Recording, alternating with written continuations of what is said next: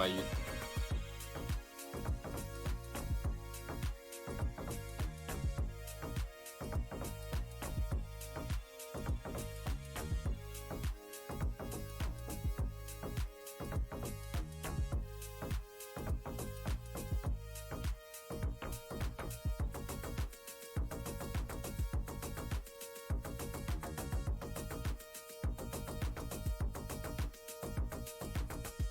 MTM.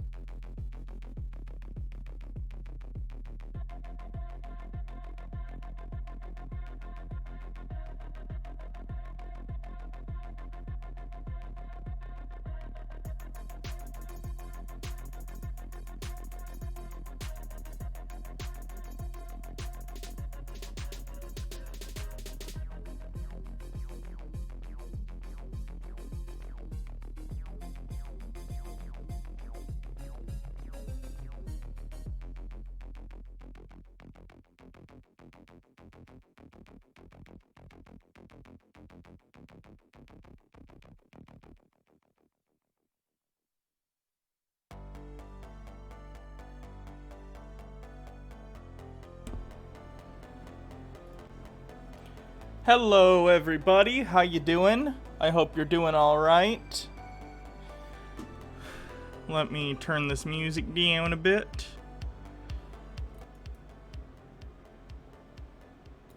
Hello everybody and welcome to the stream. Just doing a stream before we do D&D tonight. Gonna look at some stuff like Coach Redpill. Thank you Big Booty 2012 for renewing your subscription. Did I trim my bangs? No, I didn't actually. I just brushed them right now, right before this, but no. Pulled my hair back into a ponytail, but I feel like I missed a decent bit of it.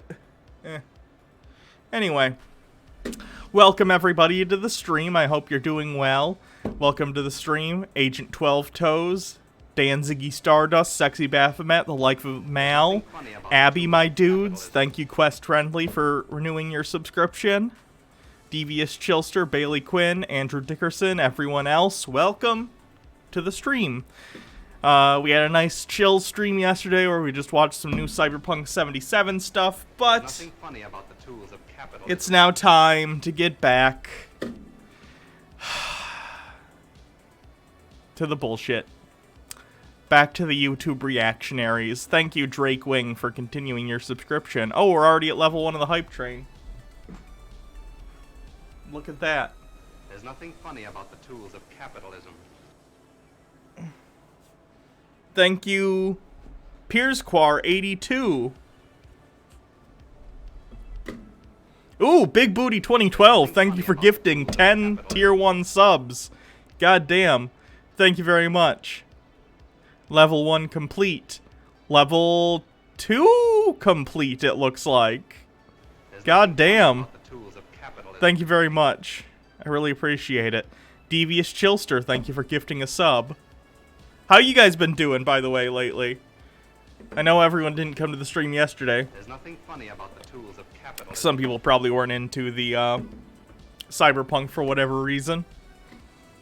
Hope you're doing well. Just got back because Baja Blast and I were on our way to... We went to her place because she had to go pick up a prescription, and then we came back. I got some Five Guys. It was pretty good. Thank you. Oh, I already said Devious Chillster. Thank you. We're at 87% of the level 4 hype stream. Gotta get some more hats.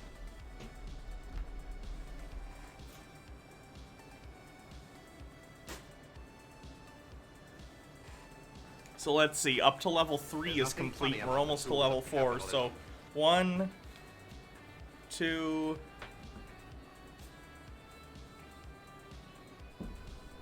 3. There's nothing funny about the tools of capitalism. The Maru-sama says I was there for a bit, but was too busy cooking to pay attention. Fair enough. There's nothing funny about the tools of capitalism. Devious Chillster says, I'm doing alright, realizing we have idiots in my town because people aren't wearing masks, and people calling F-slurs for wearing them because I guess wearing a face mask is gay. Yeah, people are idiots. Anyone who turns wearing a mask, which is something that medical professionals are literally telling you to do to try and protect yourself and others from a virus, if you politicize that, you're a fucking idiot. Daddy Sume, can I ask a question? Why don't you and Jake do any more Bible Reloaded content like Christian movie reviews and chick tracks? Jake's just been really busy because he got like a real job. So, hopefully when things slow down, because he initially was planning on doing a 1-day-a-week thing, but they're like scheduling him for more, then we can do more. We just did Dave Rubin that came out today, and we did a Bible study last week. But yeah, we need to get back and do another movie review. Andrew Dickerson, Baja Blast, you are right about my impaired vision being a symptom of a migraine. Once my vision came back, my head was fucking killing me for hours. It still hurts a bit, but I'm feeling significantly better. Sorry to hear that. At least you may know the cause now, though. Sushi Mom 10, today's the first day of mandatory masks here. I'm waiting to see if I can get that Walmart video of somebody being dumb and trying to get in without a mask. Yeah, just hang out by the entrance. Good way to catch the virus, but worth it for the views. 2 minutes left on the hype train. The Maru-sama, your Christian movie reviews are my favorite videos. I sometimes just listen to a playlist. Yeah, I know. Maybe I'll start doing some on my own, since Jake's busy. Or would that ruin it? Because it's just one of us. I don't know.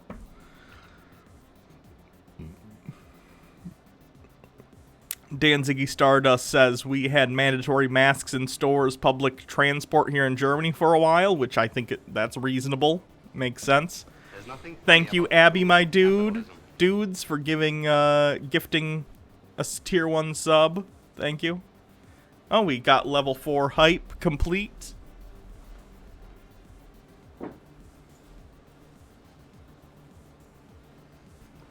Oh, I gotta loosen this hat.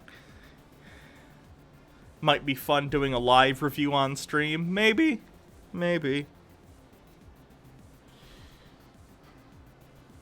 But that's a slippery slope. One day I'm doing individual movie reviews. The next day I'm doing a Space Jam review. Where does it end? 23% of the level 1 hype train. Oh, thank you, Jeff Holiday, for rating. I appreciate that. Eye of Jade, thank you for gifting a sub.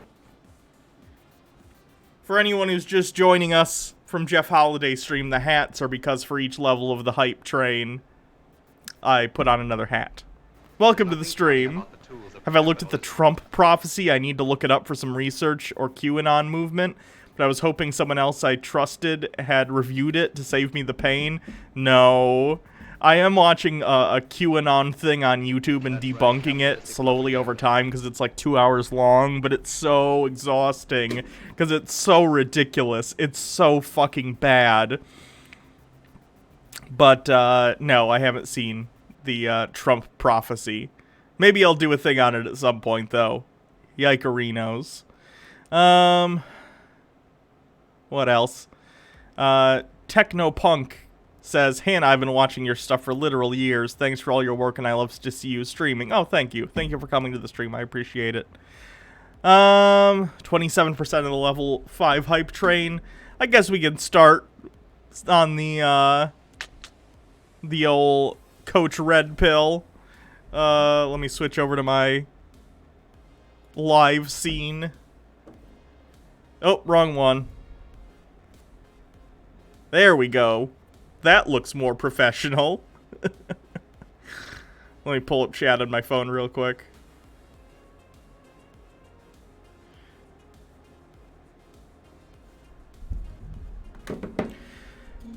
Are we doing Chud Bingo? If someone has a link, I don't know if I have a link to it. Remember, though, the, you don't win a sub for today. Tinfoil Tuesdays when we do the competition where the first person to bingo wins a sub. But you can play it, we can play it for fun. More like Coach Train Wreck. Very funny. What about Coach Worm Hat? Oh god, I need to get a worm hat so it can be one of my hats. I need to tap out. Coach pisses me off too much. Aw, come on. We can do Coach Redpill. We look at worse stuff than this. We can do it. I promise. Let me turn this music down. And we can begin. Oh boy, what do we got? Let's look at his most recent videos. Women do not forgive sexual failure. And then there's sort of a Jackson Pollock painting, I'd imagine, to invoke some coom. Why slatternly women? What does that even mean? Slatternly? Is that like an old-timey word for a woman or her appearance dirty and untidy? Says fucking Coach Redpill, not the most groomed-looking man. Alright. God.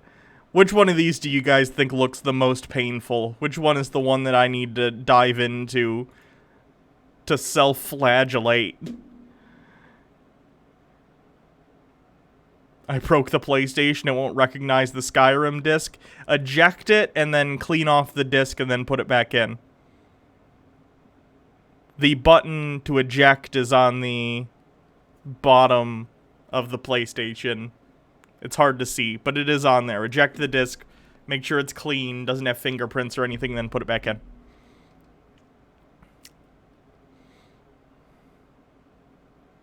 With a microfiber cloth, if you can, so it doesn't scratch it up.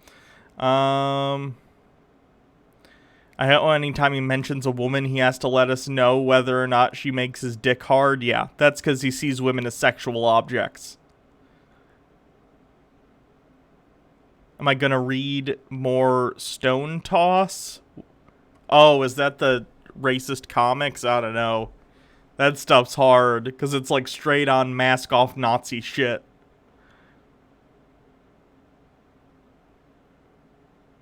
Thank you, everyone, for the level 4 hype train. Appreciate it. Yeah, it's probably just the disc. That's happened before to me.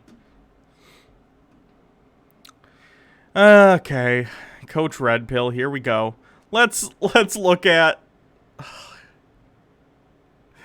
beware your woman's friends. That sounds awful. That's right, capitalistic propaganda. Thank you, Technopunk, for following. You got to be careful with your woman's friends, your girlfriend's friends or your wife's friends. I'm talking about female friends. Thank you, Technopunk, for subscribing. Okay. Your woman's... Oh, God. Coach Redpill without a beard is somehow more fucking horrifying than him with one. Oh no. That's a poor choice. Hey, I'm not gonna, like, I get it. I look like me, whatevs. But beard was the better choice for Coach Redpill. Thank you, Pyretta138 for following. Friends are an enormous danger. So let me explain. See, you have to understand that women are incredibly competitive. They are incredibly competitive, and you know what's funny? It's like Schrodinger's competitiveness, because half the time people like this will say men are competitive. Men are different than women because they're competitive, and that's why men succeed in business and sports and whatever. But then sometimes they'll be like, actually women are really competitive compared to men. It's whatever argument best fits the way that they want to shit on women at the time. It's very interesting. And quite frankly, because of evolution, because this is the way we are, they are competing for mates. And so if they see one of their friends... This biological essentialism about how people apparently think about nothing but, I must find a mate to spread my seed, or have seed implanted within you. It's fucking ridiculous. No one thinks like this, Coach Redpill. No one thinks like this. The result of evolution is not literally this. I explained this the other day, but I'll repeat it here. Thank you, Go to Hell Trump, for following. It would be like saying, when I'm hungry for food, my brain is literally going, I need sustenance to continue to nourish my cells, so that when they die, they might replenish themselves. Like, this is not how people think. This is not how people behave. It's not how anything works. Your biological drives are things like, I'm hungry, or I'm horny. These things... Don't clip the I'm horny clip, please. Shouldn't have said that. It's gonna get clipped now. But these things don't directly translate to that, right? We aren't literally machines that are programmed to do that one thing. And therefore, people are more complicated than that, right? Their girlfriends with a guy, potentially you, they want him, especially if she doesn't have a man right now. Yeah, because we go on and on about like each person is special. Each person is just their unique little snowflake, and they all have good qualities. Yeah. Oh no, looking at people and giving them respect and making sure people have the confidence to feel good about their actions so they can go about their lives and use their agency without thinking they aren't good enough? Oh no! Coach Redpill, I'm sorry your parents didn't hug you enough, but you don't need to try and spread your misanthropic bullshit to the rest of the population. Just learn to be happy with yourself without putting other people down. That would be excellent. Yeah, we say that all the time. The fact of the matter is, some people are better than others, okay? And we know this. We don't like to... By what metric? Like, for instance, people are complicated. Once again, people are not on this binary scale of good or bad. Ben Carson is a great example of this. Ben Carson, amazing neurosurgeon. Shit at basically everything else, right? Coach Redpill, great at being a reactionary grifter who preys upon the vulnerable and ignorant, scared young men in order to try and take that insecurity and turn it into a paycheck for himself. Good at that, but kind of a shit human being, right? So, different people are good at different things. This is what we're talking about when we're saying, hey, everybody's different. Don't try and compare yourself directly to others all the time, because often, even if you aren't good at everything, because no one's good at everything, you have something out there that you're probably quite good at and you can get better at over time. To admit it, but it is true. And because of it, see, women, most especially, they compare their boyfriends. Oh, yes. They compare the man that they are with the man of their friends. Yeah. Coach Redpill, you literally talk about hypothetical women and real-world women all the time and how much you want to bang them. Even within the framework of the internal worldview that you've constructed, how would you find it not hypocritical to judge women, every woman you see, not just people who you know, but like people like Gal Gadot or Brie Larson or whatever, You talk about their bodies constantly. How would it not be hypocritical for you to then criticize women for comparing their relationships to the relationships of their friends? I think it's somewhat reasonable to compare one's own relationship with the relationship of those around you. It's not good to do it in an unhealthy way, but it's reasonable and normal for people to go, oh, my relationship is this way. My friend's relationship is that way. What are some of the different strengths and weaknesses we all have? This is how we kind of learn to come to a consensus about what one's own relationship is like and its health relative to other people. It's fine. It's fine. Yeah. And if a woman, especially a woman who is of relatively high status in her social milieu, if she feels that her man doesn't match up to her girlfriend's man, then she's gonna... Maya's bored with 50 bits. Can't watch the stream tonight. Enjoying dinner and a pool at a friend's place, but have some bits instead. Thank you, Maya is bored. Hope you can catch the VOD later. Oh god, someone clipped it. Let me look. Things like, I'm hungry, or I'm horny. These things like... Oh, Christ. Yeah, well, that's life. Want him.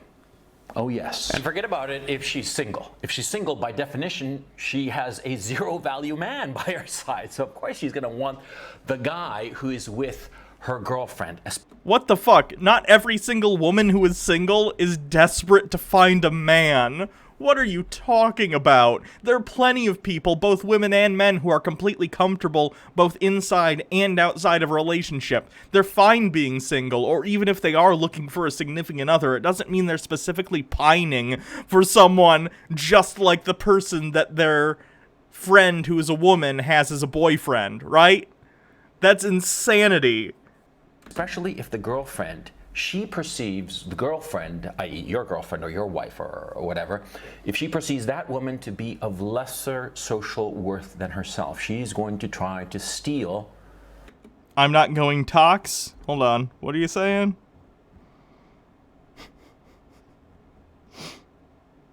Make sure Hannah sees me on Discord. I just want to be acknowledged as an existing human being. You are an existing human being. Her friend's boyfriend. It happens all the time. Because, surprise, women are competitive. Women want the best mate. And they will be happy to take the boyfriend or the husband of their own girlfriend. What the fuck? No. Are there some people out there like this? Yes. Of every gender. Men, woman, non-binary, there are just some shitty people out there, but the vast majority of people do not feel it is reasonable or advantageous to try and steal someone else's significant other.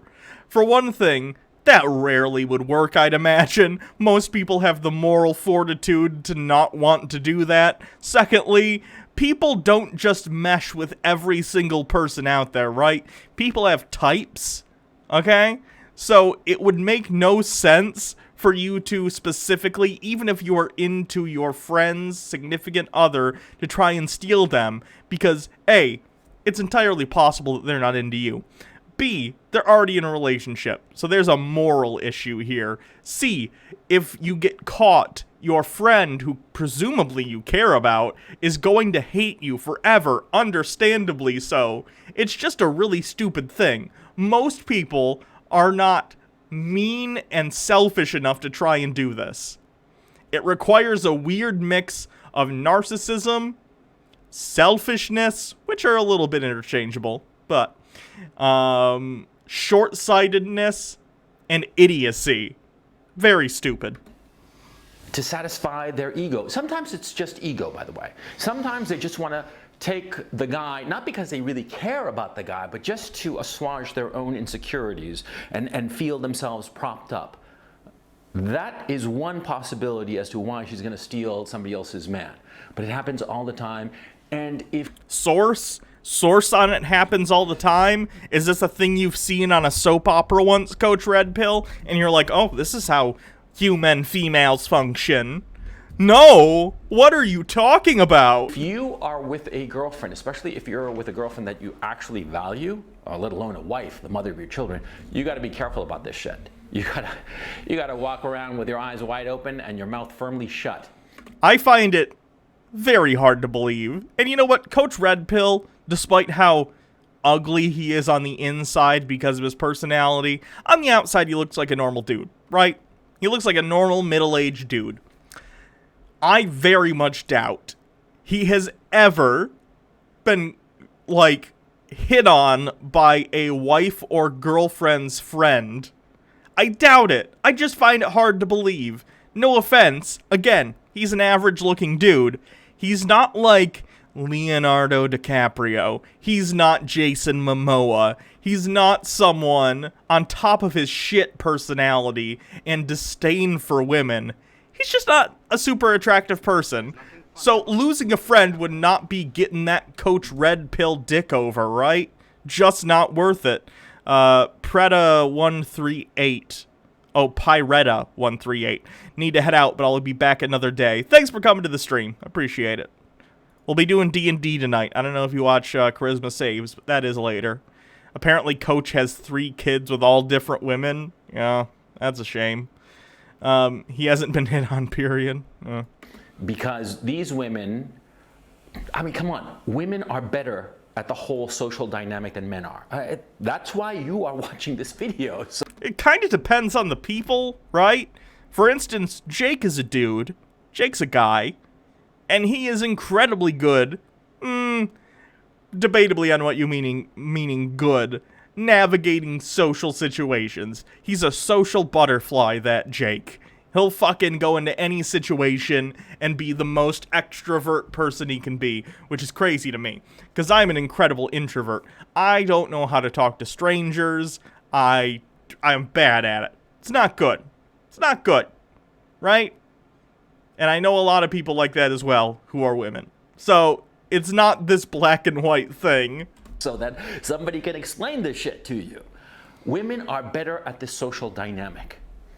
And they are competing right in front of you, unbeknownst to you.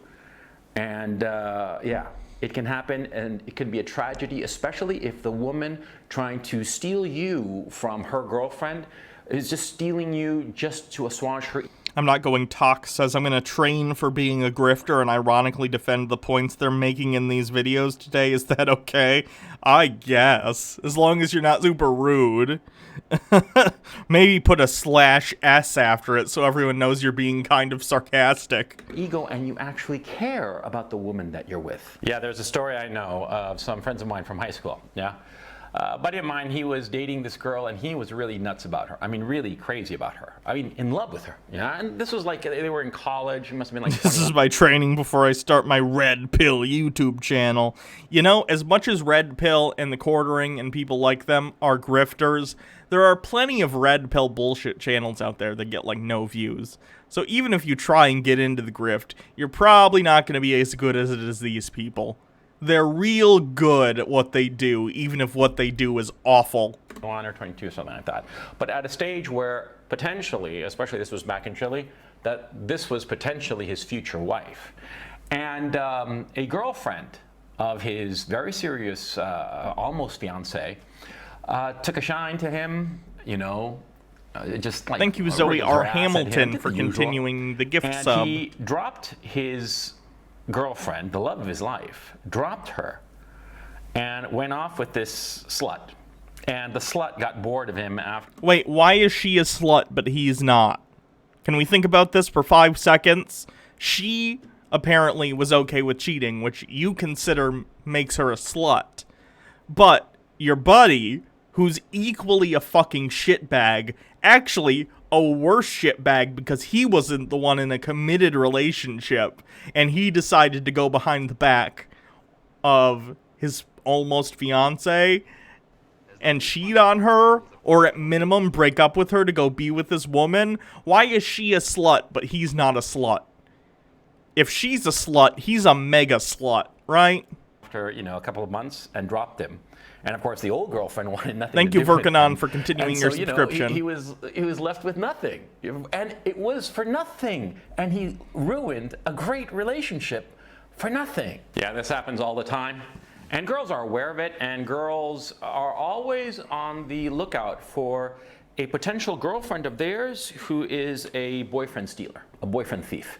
It happens all the time.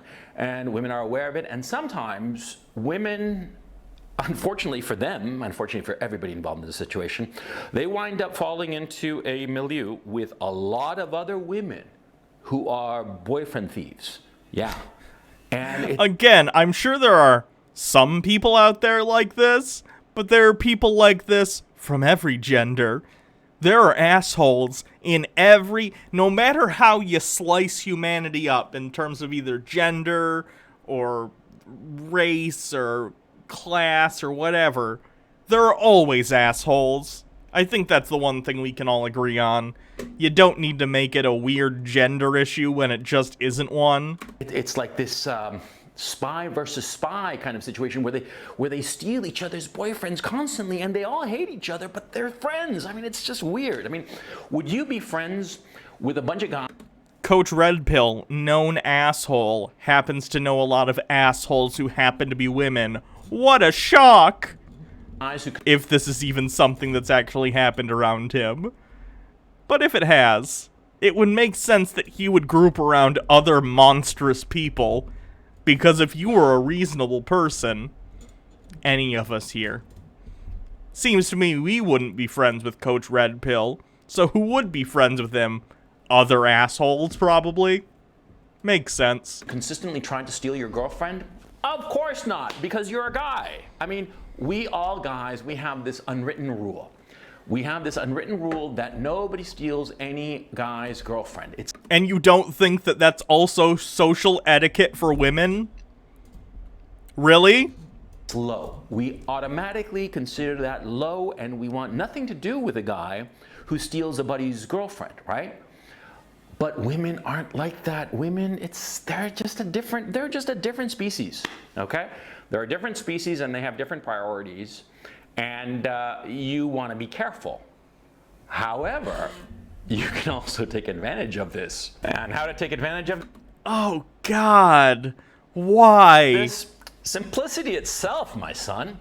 Yeah, see, you're part of some social group, right? And you start dating, I don't know, Mary, right? Mary's like, I don't know, chubby or short, or chubby and short. She's no big deal, right? But you show off to some of Mary's friends, and perhaps Mary has some friend of hers who's single and hot. Yeah, this friend of Mary's who's single and hot, let's call her Jane. Yeah, you can flirt with Jane a little bit, and Jane will pick up. Jesus fucking Christ. What a fucking asshole. Do I need to say, don't flirt with people while you're in a relationship? Especially not with friends of your significant other? What the fuck? And I would say 7 times out of 10, Jane will forget her scruples, claim that she is following her heart, and steal you from Mary. What the fuck is wrong with you? Jesus Christ. Yeah, simple as that. It happens all the time. Yeah, so you want to get in with Jane, for instance? Date Mary. I mean, it's...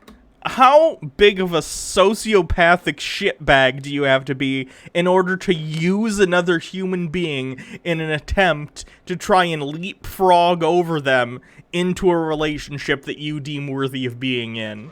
Whereas you use them as trash and props in your weird psychological fucking games.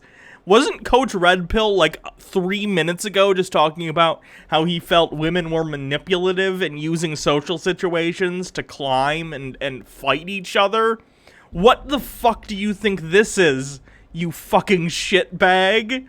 Are you kidding me? You want to use people so you can date their friends? What the fuck? G-Lane11, thank you for following. Oh my god. It's the bastard thing to do, yeah? I mean, it really is. You're strategically dating this poor Mary girl and making her feel great and like sending her flowers once in a while and shit like that and making her happy, right? Bittermer sang, Just thank because you for continuing your consciously have this notion subscription. that, oh yeah, I'm gonna dump her as soon as Jane makes a move on me. Okay, that's fucking low. But you know, what's that saying? All's fair in love and war. What the fuck? What is this smug look on his face as he's being like, ruin someone's life for a decent amount of time by using them as a prop in your fucked up sex games. What the shit? Exactly. You have to understand something. I mean, something key about this whole situation. See, it's evolution. It's, I hate nothing more than when people try and use the biological fact of evolution as an excuse to be an asshole. Like, this would be like if I pushed some old dude over and he cracked his skull and I said, well, that's gravity, bitch. That's not how things work. You're misinterpreting and misusing a real concept to try and excuse what a fucking piece of shit you are. I'm swearing a lot, but I'm real mad at him. It's so ridiculous, this behavior, and the fact that he thinks this is okay. And not only is this okay, it's something he is advocating for people to do. it's animalistic. It's because we are programmed to get the best mate possible. It's as simple as that. And women, most especially.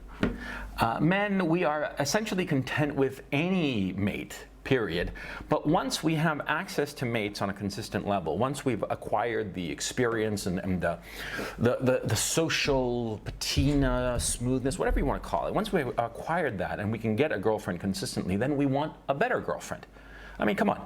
Like, At no point is he treating any of these significant others like human beings. At each stage, he's treating them like props, like holes to fuck, and he just wants a better hole.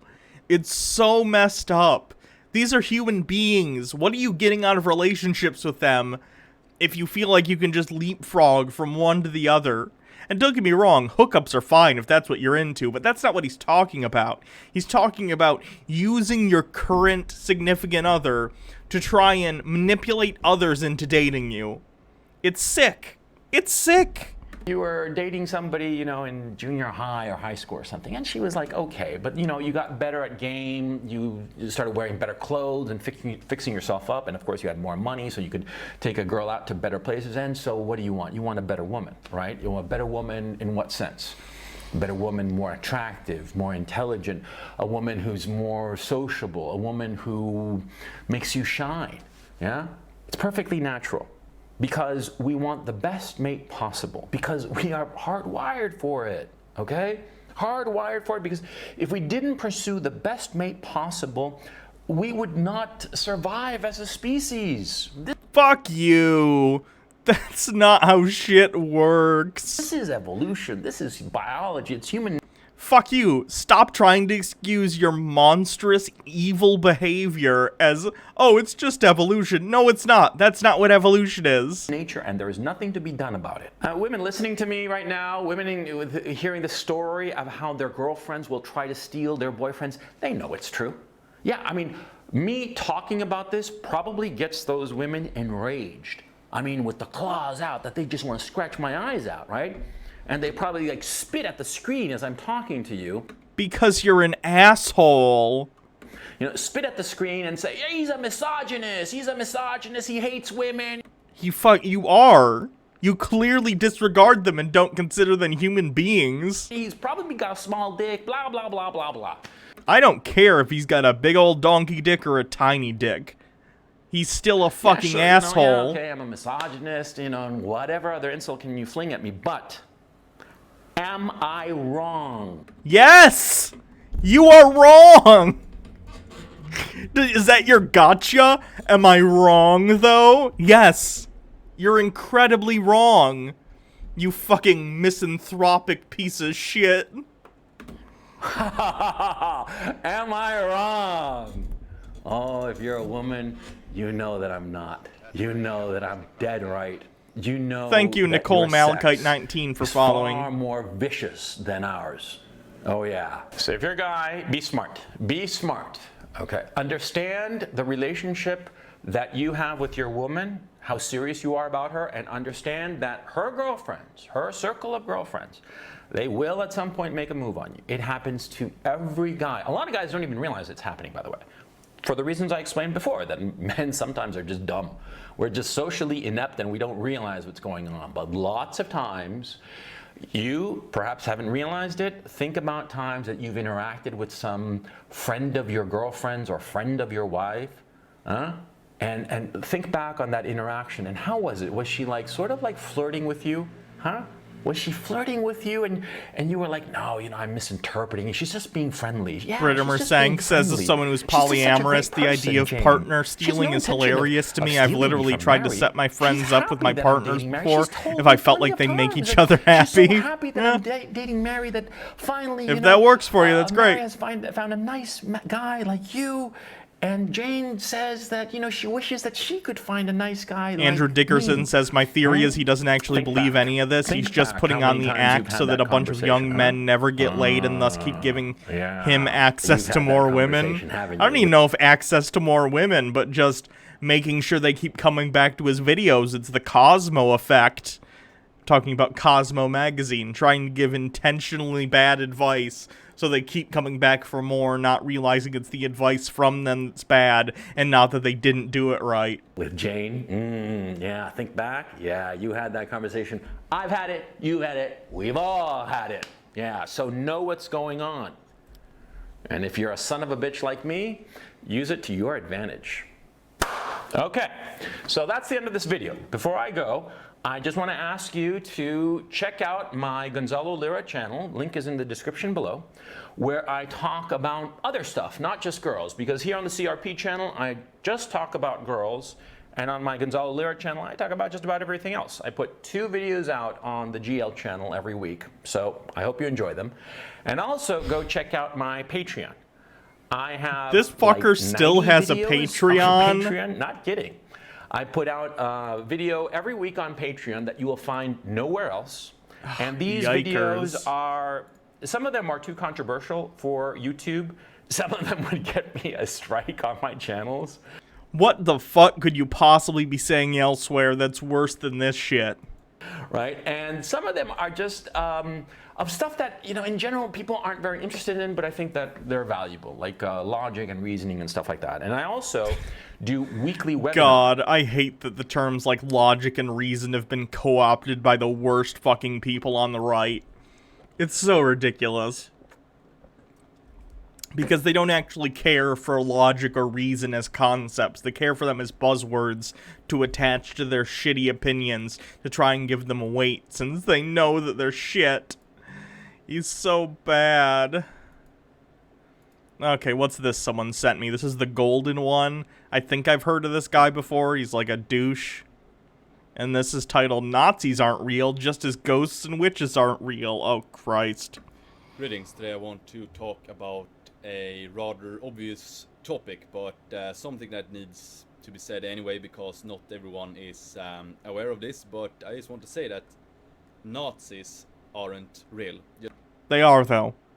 Neo-Nazis exist, white supremacists exist, and they typically get lumped in with Nazism. People who believe in Jewish question bullshit exist, who are literal Nazis because they're throwing in the anti-Semitism on top of white nationalism. Just as ghosts or witches aren't real.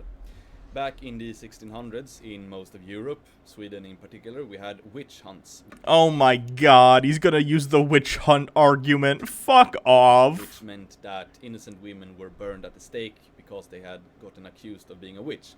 Now, obviously, we are... Is he reading off a script that's right below the camera or something? Because, goddamn, he needs to get a teleprompter, because the way he's looking, he just looks like he's got dead eyes. More intelligent now, or I am more intelligent, at least. Most people aren't, because they still harbor these sort of delusions. So, a witch was someone who was just accused of harboring magic skills or whatever. So witches aren't real. He's a literal Nazi, contradicted a video on a while ago. Oh wow, Nazi wants to gaslight and say Nazis aren't real? What a fucking shock. Let me see what other shit he's got. I'll continue the video in a second, but I wanted to see what else he has, and I want to put him on my list of things to look at other times. Ugh. For anyone who doesn't know, it's just a word that you accuse people of. Yeah, he's gonna try and make the argument, I'd imagine, that Nazis haven't existed since the 40s after World War II. No, that's not true. Some of them came to work for the U.S. Operation Paperclip. And also, Nazi is like a colloquial term that we use to describe people who are fascist, racial supremacists, just like the Nazis were. Pretty clear. Nazi is also just a word used to accuse other people. Nazis aren't real, just as witches or ghosts aren't real. That is a delusion that everyone should rid themselves of. There are, of course, National Socialists who subscribe to a certain ideology. That is one thing. Now, a Nazi is just the same as a witch. It's an accusation against people you It's an accusation with a specific meaning. don't like because they have said something you don't agree with. And this can be exactly anything. It can be if you promote NoFap, you can be branded as a Nazi. So if you Okay, NoFap has had ties to, like, fascist ideologies. It's weird, but it's true. Not just people who genuinely don't, like, jerk off or whatever, but, like, the online groups on Reddit and stuff have had actual, like, neo-Nazi members and stuff, right? you're an adult person and if you use the term Nazi after watching this video, I will treat you like a child. Simple as that. If you then you're absolutely no better than the people 400 years ago who said witches to other people. And if you talk about what happened during World War II and say, oh, my ancestors fought the Germans. Okay, sure, yeah, my forefathers have also fought the Germans back in the day at some war. They've also fought against Denmark and Russia. I don't harbor any ill will against these nations today. A war is a war. And if we're talking about... Okay, you should probably harbor some ill will against the literal Nazis, though. That was not just a war. That was a war on top of a genocide, on top of all kinds of other things. You should think Nazis were shitbags. Thank you, New Monster, for some bits. This guy is literally straight up race realist who has videos on the Jewish question. Yeah, he's a Nazi. Transgressions during the war, what the British and Americans did, firebombing women and children in Dresden. So Oh god, he's literally bringing up Dresden. Dude, no one is saying that everyone in World War II who wasn't a Nazi was a good person or that good decisions weren't made. Look at the United States dropping the atomic bomb on civilian populations. Fucking awful. Awful. But you don't get to use that to then say, so what Nazi Germany did wasn't so bad. Fuck you! Stop with the equivocation, right? Nazi Germany literally took about the... Nazi Germany literally took about to killing millions of people systematically that they didn't like. They literally committed genocide against Jewish people, Romani peoples, differently abled, all kinds of people that they considered degenerate, homosexuals, all that stuff, right? Now, I'm not saying we can have a moral discussion about what's worse, bombing civilian populations or directly targeting them, but at the end of the day, I think directly targeting them for genocide is fucking worse. Jesus Christ. One does not excuse the other in either direction.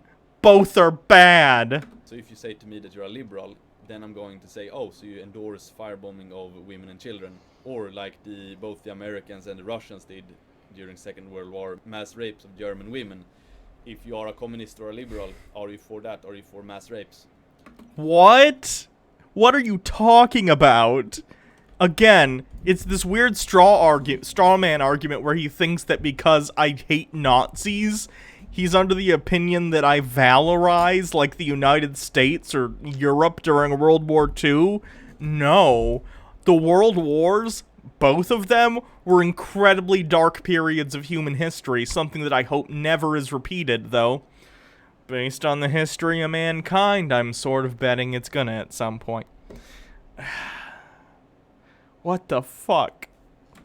So talking about what a certain country did during a certain war isn't really productive in today's discussion, so... We're not talking about that. When I say someone is a Nazi today, like you, who apparently is someone who goes about the Jewish question and, like, ethno-states and stuff, I'm not saying you're literally a German citizen circa 1942. I am saying you are portraying and invoking the very same ideas that created Nazi Germany, had Hitler rise to power, and created one of the worst tragedies in the 20th century. So, and what you also must realize is that there is no one, I have never met or talked to a National Socialist who thought it was a good idea that what happened to Poland during the Second World War. But I also know that everyone who gets accused of being a witch or a Nazi, which aren't real, by the way, yet again, I must stress this, they aren't real. The command is uptime, not stream time. It is just an accusation. So if someone gets called a Nazi, it doesn't mean that they endorse the horrible things. 54 minutes, by the way. And they are being accused of that for that particular reason, because no one likes bad things that happen during wars. So then the best way to shut someone down is basically, it's just to call them that. Just as the best way to shut someone down 400 years ago was to call them a witch. So if you still use the term Nazi after this video, you are not only a coward, you're also retarded and you're intellectually dishonest. So I guess I'm all those things again. Then, great. please stop using this term. Please stop using super ableist language like that, though. Not cool. Because there are no Nazis. They do not exist. If there is someone who refers to themselves as a Nazi, they... Nazis, especially nowadays, will rarely self-ascribe the title of Nazi, because they're aware that 100 almost years, 80-something years of media have done nothing but paint the ideas of Nazis in our heads as the evil. It's the most black and white evil that we see in terms of the public consciousness and how we view different groups, different armies throughout history, whatever. So they don't call themselves Nazis. People like Richard Spencer, for instance, did a whole, like, Nazi rebrand where they're like, oh, we're not Nazis, we're the alt-right. Nazis know that calling themselves Nazis is going to turn people off immediately, so they switched, and instead of waving swastika flags around, what they do is they put themselves in nice suits, they try and remain well-groomed, they try and present their arguments as if they're rational, and they'll present their racism as race realism. They'll say, oh, we just want a homeland of our own, bullshit like that, right? They try and couch their language as civilly as possible in order to try and disguise the fact that the end result of their beliefs and policies would be another fucking Holocaust. Because Nazis, unfortunately, have gotten smarter in the past decade and a half. It sucks, but it's true. All this fucking crypto-fascist shit, it's annoying. It really is. They are probably retarded too. So anyway, yet again, ghosts aren't real, unicorns aren't real, Nazis aren't real, witches aren't real. You can have that in a fantasy world. There you can have evil people who like to be mean to others.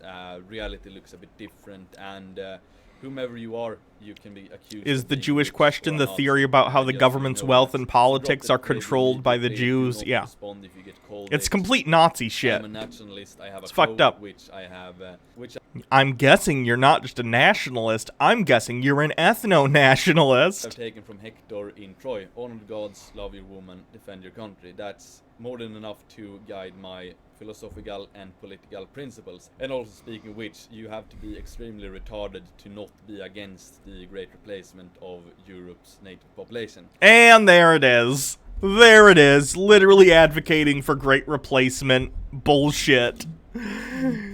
He's a fucking Nazi. He's an ethno-nationalist. Ding, ding, ding. We've done it. We've found the witch. And for this, you will be branded as a Nazi.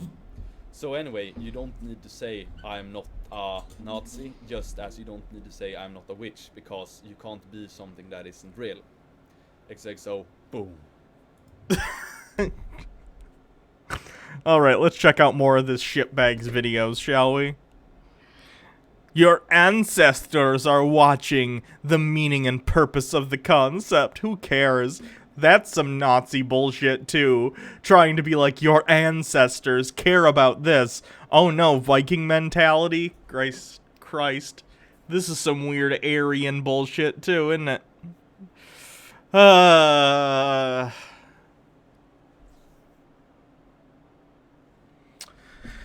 Let's see, what are his most popular videos? Why I hate porn and why you should stop watching it. Oh boy.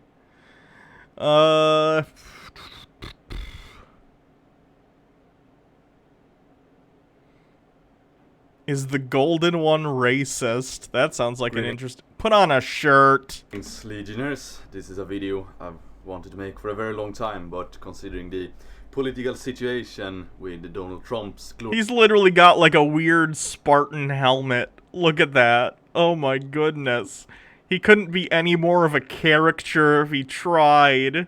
For his victory and the controversy with Richard Spencer, I did not want to make this video because people will always misunderstand my intentions, but I want to allow... He's literally gonna go to bat for Richard Spencer, isn't he? Unironically defending a literal Nazi. Remember that time Richard Spencer got caught spouting and screaming in a secret recording incredibly racist Nazi rhetoric and screaming that he deserves to rule over people who aren't pure-blood white? Yeah, I remember. Elaborate on this because it's very important to understand my teachings. Now, first of all, if someone asks, is the golden one racist, when it comes to the genetic, like the biological component of the world, as it were, this is not up to me to decide. Reality looks the way it looks. And oh, here he goes. He's gonna do some race realism bullshit. I'm gonna be intellectually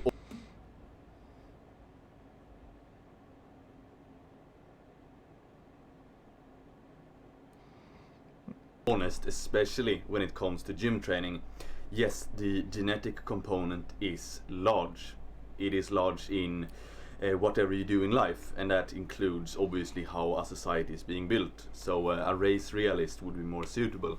Oh god. Okay, race realism is fucking horseshit. I shouldn't need to say that, but here we are. Let me explain myself. The biological basis for race is pseudoscience. If you take two people from my city, I live in Michigan, I live in Saginaw.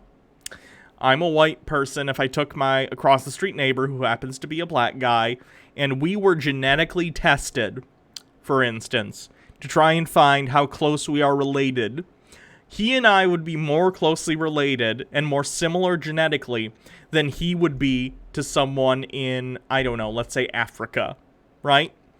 And he and I would be more similar than I would be to someone in Europe, Germany. My family's from Germany, at least part of it. Race is something based on phenotypical characteristics that we view. So we consider people who have dark skin black, right?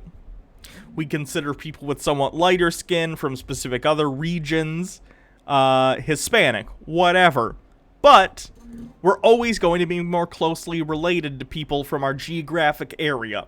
It's not a genetically based thing, except in superficial phenotypical ways. Okay?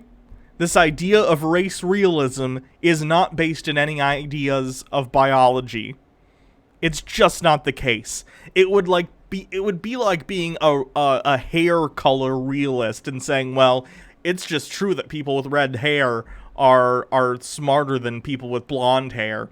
Because look at the statistics on this. I can show you statistics that show that's the case.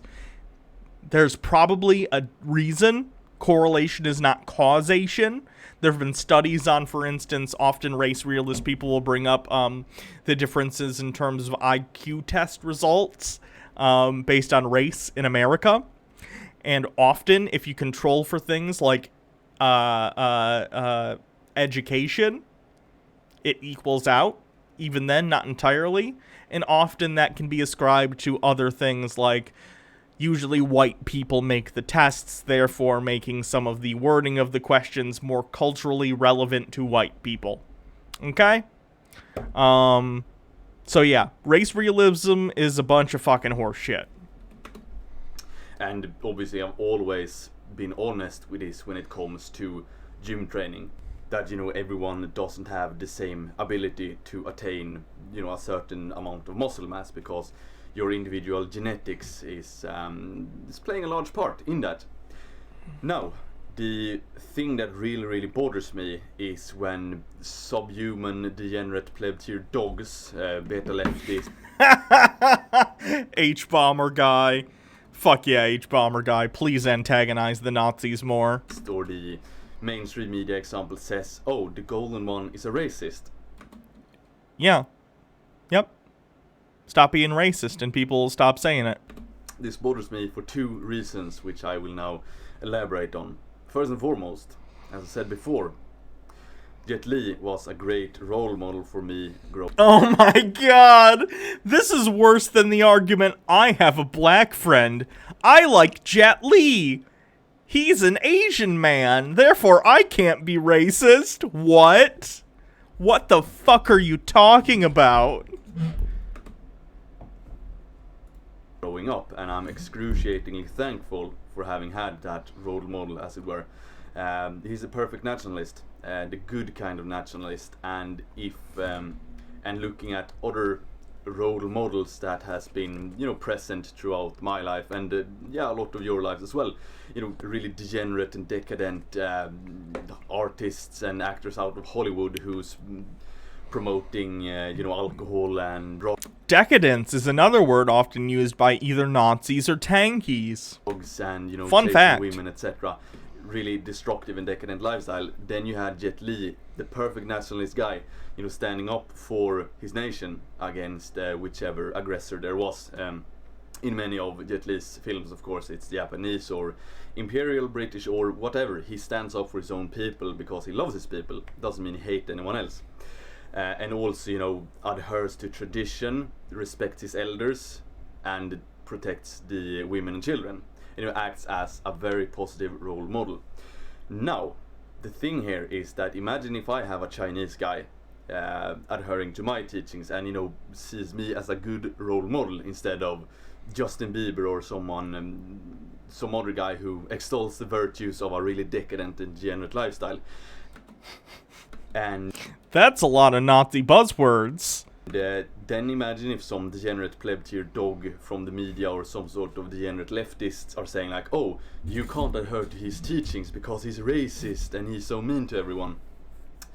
That is what bothers me, because imagine if someone had told me when I was 14 years of age that, oh, you can't have Jet Li as your role model because You're allowed to have Jet Li as a role model if you want, but if what you take from Jet Li's movies is you should be a nationalistic, racist prick, then you should have been taken aside and said, hey, maybe lay off on the movies and read some more books or something, preferably not Mein Kampf. I don't know. He's clearly got a lot of books. Let's see what he's got. Oh, I don't speak whatever language I think some of these are in. An Evil Eye by whatever. Golden Emperor.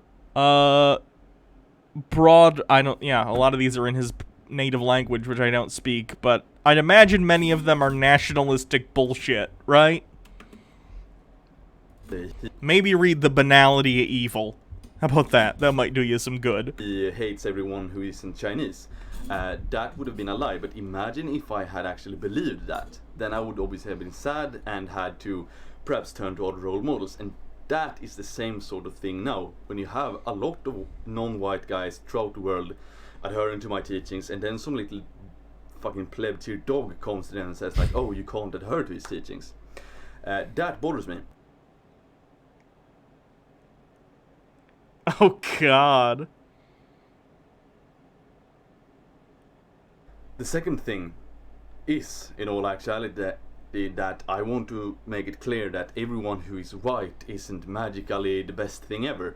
The Sicilian philosopher Julius Evola criticized racism, I don't know what to call it other than, racism in the sense that the purely biological, because you don't take into consideration the race of spirit, as it were. Yeah, that's also a Nazi thing. Nazis didn't necessarily think all white people were great. They had this idea of not only Aryan biological traits that were favorable, but things that would be positive for Germany and how you should behave to be an ideal German citizen, right? That's part of Nazism. Nazis did not say, hey, we just need people with blonde hair and blue eyes. A huge part of fascism, and particularly Nazism, was also, Here's what you can do civically for the state. Here is how you should behave. You should not be a leftist. You should not follow communism. You need to throw your body into the cogs to nourish and grease the wheels of the machine that is the Nazi state, right? Nazism and fascism in general require certain behavioral things to consider themselves a non-degenerate or whatever. No one is claiming that Nazis only cared about race. It was a big thing they cared about, obviously. They killed millions of people over it. But on top of that, if you wanted to be like a good German citizen and work for Deutschland, you needed to do certain things. So all whites obviously aren't equal, and I don't want anyone to think that Flubbles84, I love all thank you for whites following. so much because just because the way they're born. There are subhumans of all races, to quote Joseph Goebbels. What the fuck? Oh no, what? He literally just quoted Goebbels. He quoted Goebbels! Don't quote Joseph Goebbels and then say you're not a Nazi. And also, holy shit, let's talk about the actual quote. Literally quoting a Nazi. A literal 1940s was in the bunker with Hitler Nazi. And saying that there are subhuman races of man. That's fucking sick. This is literally, and I mean literally in the real literally sense, not in the I mean figuratively, but a lot. This is literally Nazism. There's no wiggle room on this bullshit. What the fuck? Plenty of subhuman, degenerate, pleb tier whites, so such as this guy. Yeah, Nazism is a myth. Let me quote Goebbels. What a fuck. Right here. You know, you can see, oh, this is a white guy, but you can also see on him that he is inferior when it comes to the spirit.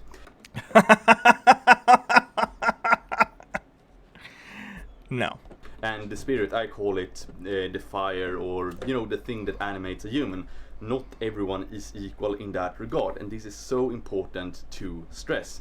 And to give another example, I think Paul Wagner of Wolves of Vinland is doing great with this. He's saying, like, you know what, don't think that you can join us just because you're white. You have to go through the prospect phase, and you have to prove yourself to us, so we just won't accept you because you're born in a certain way. And I feel the same way. Like, it doesn't matter if you are the purest white, How does this guy still have a channel? oldest aristocratic lineage in Europe.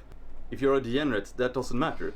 You need to back up your pride with, you know, that fire inside of you, and that is what the glorious pill is about. Imagine if I said that, oh, I'm already the most glorious of everyone, so now I'm gonna stop training and I'm gonna start watching porn and I'm gonna do drugs. You can't do You might chill out a bit, that. You or you might just be a high Nazi. I don't know. can't have that mentality, because then you become decadent and weak. You need to keep pushing. So yes, everyone should be proud of their heritage, but you can't rest on ancient victories either. You need to promote your own story, your own gloriousness. So you say like, oh, whites are so great, yet you need to be great also.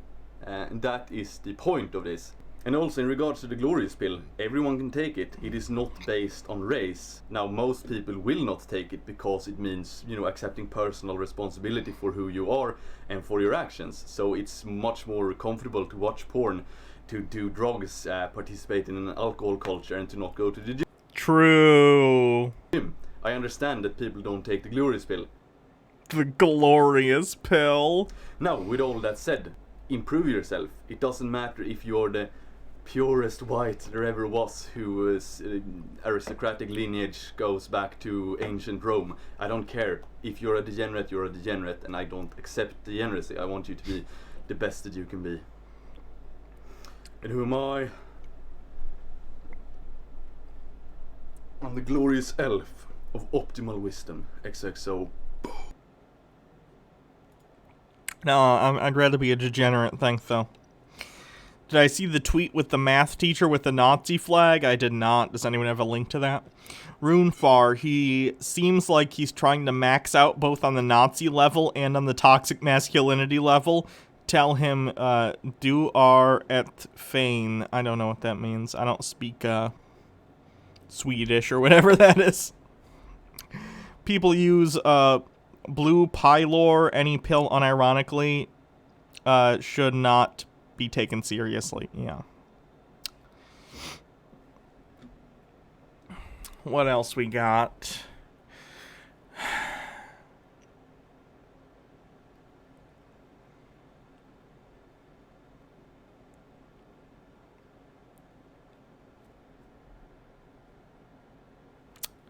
Dead air. Trying to find a good one. Is fat shaming good or bad? It's bad.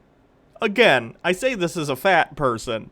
I'm losing weight. It's good to be in a healthy shape. You should. But literally just making fun of someone's weight isn't going to motivate them to lose it. It's just going to make them more depressed, and a lot of the reasons sometimes people have unhealthy relationships with food is because they're self-medicating more or less with that, because it makes them feel good, and they might be depressed or anxious or some other thing. So shaming them is going to do the opposite of motivating them to lose weight in most cases. The Life of Mal, with a link. Let me click on it. Our math teacher's a fucking Nazi. Oh, God. Well, I hope she gets fucking fired. Yikerinos. I wish Nazis would put the mask back on and go back in the fucking closet. That'd be great. Like, I'd really not have it be a once-a-century thing where we have to kick Nazi ass. Because a lot of people get hurt in the meantime. It's just not worth it. Would they just fucking stop? Trump, the final betrayal. I can no longer endorse this barbarism. I'm curious what made him turn on Trump. What is this? Oh, he's wearing a suit in this instead of literally nothing. That's an improvement. Greetings and salutations. It is with a heavy heart I must announce that Trump has commenced his final betrayal to the people who supported him and to the people who voted for him. Baja Blast, I killed the fucking dragons I was having so much trouble with yesterday. Good, I'm glad. Fuck those dragons. Katrina Hood says, also friendly reminder that your weight isn't an indicator of your health and your health isn't an indicator of your value as a person.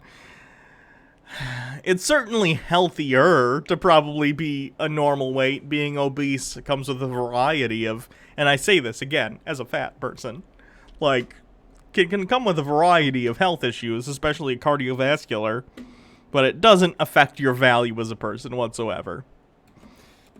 Now, one of the main reasons people supported him, such as myself, and people voted for him, was that he stood for something different than the very aggressive foreign policies of the United States of America and the wars in the Middle East. Now, unfortunately, he succumbed to the deep state, and in the video...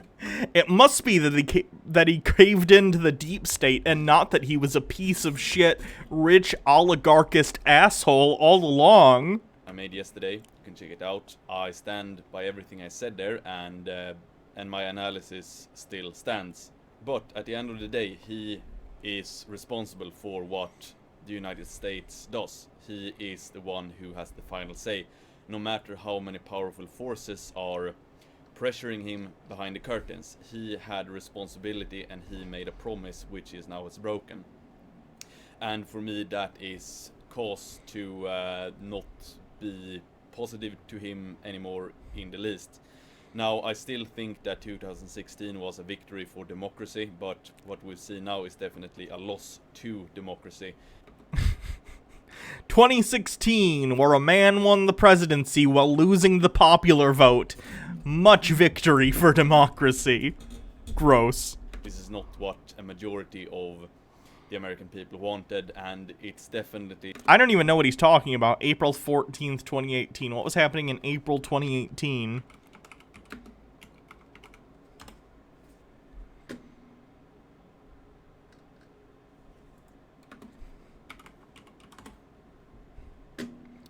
Shooting at YouTube headquarters. Assault rifles banned in Chicago suburbs. Plane crash in Arizona. Deportation of felon immigrants restricted by the Supreme Court. Barbara Bush died. Man linked to 9/11 captured.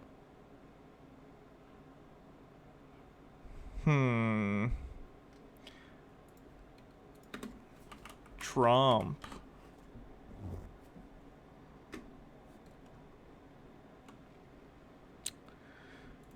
(2018). This is Q2. Economy, public opinion. Egg roll. Blah, blah, blah, blah.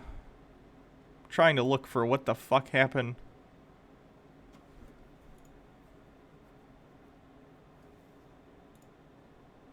This was April 14th.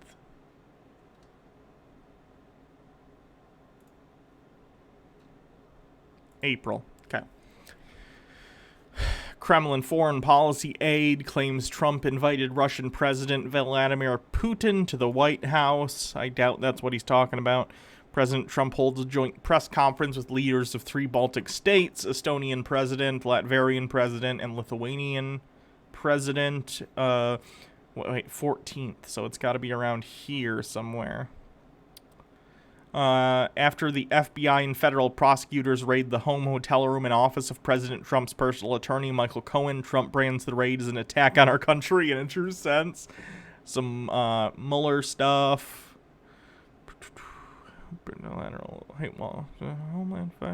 President Trump signs bill that reduces legal protections for websites that enable sex trafficking. President Trump hires a new member of his legal team. President Trump launches task force to conduct a thorough evaluation of the operations and finances of the United States postal system. President Trump tweets a warning that an attack on Syria could be coming very soon or not soon at all. Oh, Christ. Trump pardons Scooter Libby. President Trump sends a series of tweets attacking James Comey. There we go. President Trump authorizes joint military strikes with France and the UK against Syria. That's probably what he's talking about. This was the day before the video. Challenges Iran and Russia to decide if they will continue to support the Assad regime. Gotcha. Not what the Syrian people want. And I mainly make this video to express my disgust and dismay at what is going on. There's nothing glorious about dropping bombs on civilians. There's nothing glorious about commencing an illegal attack against a sovereign nation. And it also truly repulses me the knowledge that there are parties in the Swedish parliament who are supportive of this. So remember that when you go to vote in the autumn, that many mainstream parties in Sweden are for this aggression from the US, the UK, and France. And I can't understand. When a literal Nazi is condemning the violence you're perpetrating, maybe reconsider. How anyone could be for war at this particular moment in time. I could just imagine in a more reasonable and civilized world where Putin and Trump could perhaps have a talk about some real pressing issues, such as cleaning up the world ocean from pollution or something like that. That would be an absolutely the noob monster. Does he genuinely not understand that his ideology leads to state violence against civilians? I genuinely don't know. I don't. I haven't seen enough of this guy's content to know if he's just being facetious here and if he's like being mask on or what, or maybe he just thinks that it's a waste of violence, like there should be violence against people within your own borders, but don't waste your time with people outside of it. I don't know. Excellent idea. Instead of making war, you could do that instead. Or generally focusing a bit more on bringing giant corporations who destroy Mother Earth, bringing them to heel. That is something you could use your militaries to do. Just a suggestion. Now, very unfortunate, of course, and I just wanted to make this video to say that I am appalled at what is going on and very disappointed. So that's really all I have to say about that this particular moment in time. I can just hope that this doesn't escalate, but I wouldn't be surprised. Hold on. Link in the chat. Brazil's Bolsonaro turns to prayer in coronavirus crisis. Brazilian President Jair Bolsonaro agreeing to a request from evangelical Christians said on Friday that he is calling for a national day of fasting and prayer this Sunday to free Brazil from this evil coronavirus epidemic. As the death toll mounts in his country, along with criticism of his handling of the public health crisis, Bolsonaro, I'm the whitest, I'm bad at pronouncing names, met with Pentecostal evangelical pastors outside of his official residence. Evangelicals have been among the right-wing leaders' most faithful supporters. With the pastors and religious leaders, we will call for a day of fasting by Brazilians so that Brazil can free itself from this evil as soon as possible, he later said on radio station Jovem Pan. On Friday, the country's coronavirus deaths increased from 359 to 359 from 299, while confirmed cases jumped to 9,056. So yeah, I hate this shit. I hate when leaders who actually have the power to do something just go like, oh, I'll pray for it. No, fucking do something. It's literally your job. It's stupid. He fired the healthcare minister doing COVID crisis just because the minister didn't like him. Yeah, that makes sense. Fucking idiot. Let's watch one more by this dude and then we'll move on.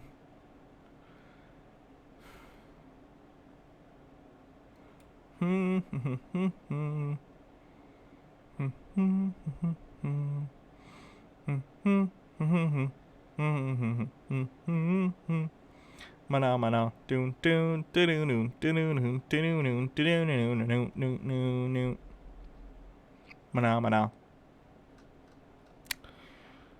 Your ancestors are watching. The meaning and purpose of the concept. Ooh, that's loud.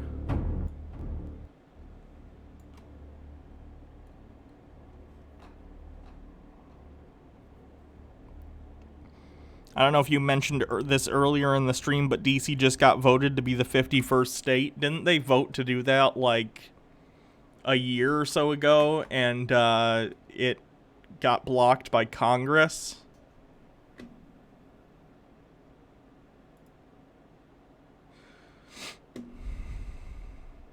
And even if it was voted on by the House, the Senate would never back that.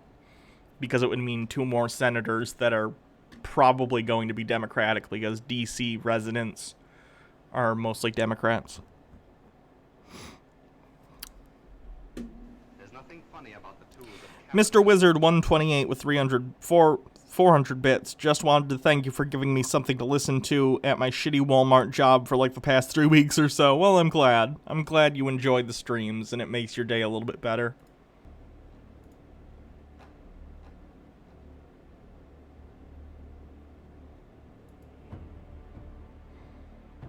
So dramatic. Okay, I'm gonna skip ahead. Hello lads, today I want to elaborate a bit on the mental technique, the He looks like a Skyrim character. Like a svelte Nord. concept of your ancestors are watching. But before I begin to talk about that, I would just like to aware you of the fact that I will set a bit of a lower pace on YouTube over the summer. I have quite a bit to do in preparation of the Jotunheim Nutrition launch to Germany and Europe. So what I'm doing now is I'm brushing up my German, translating some stuff and just getting a lot of things in order.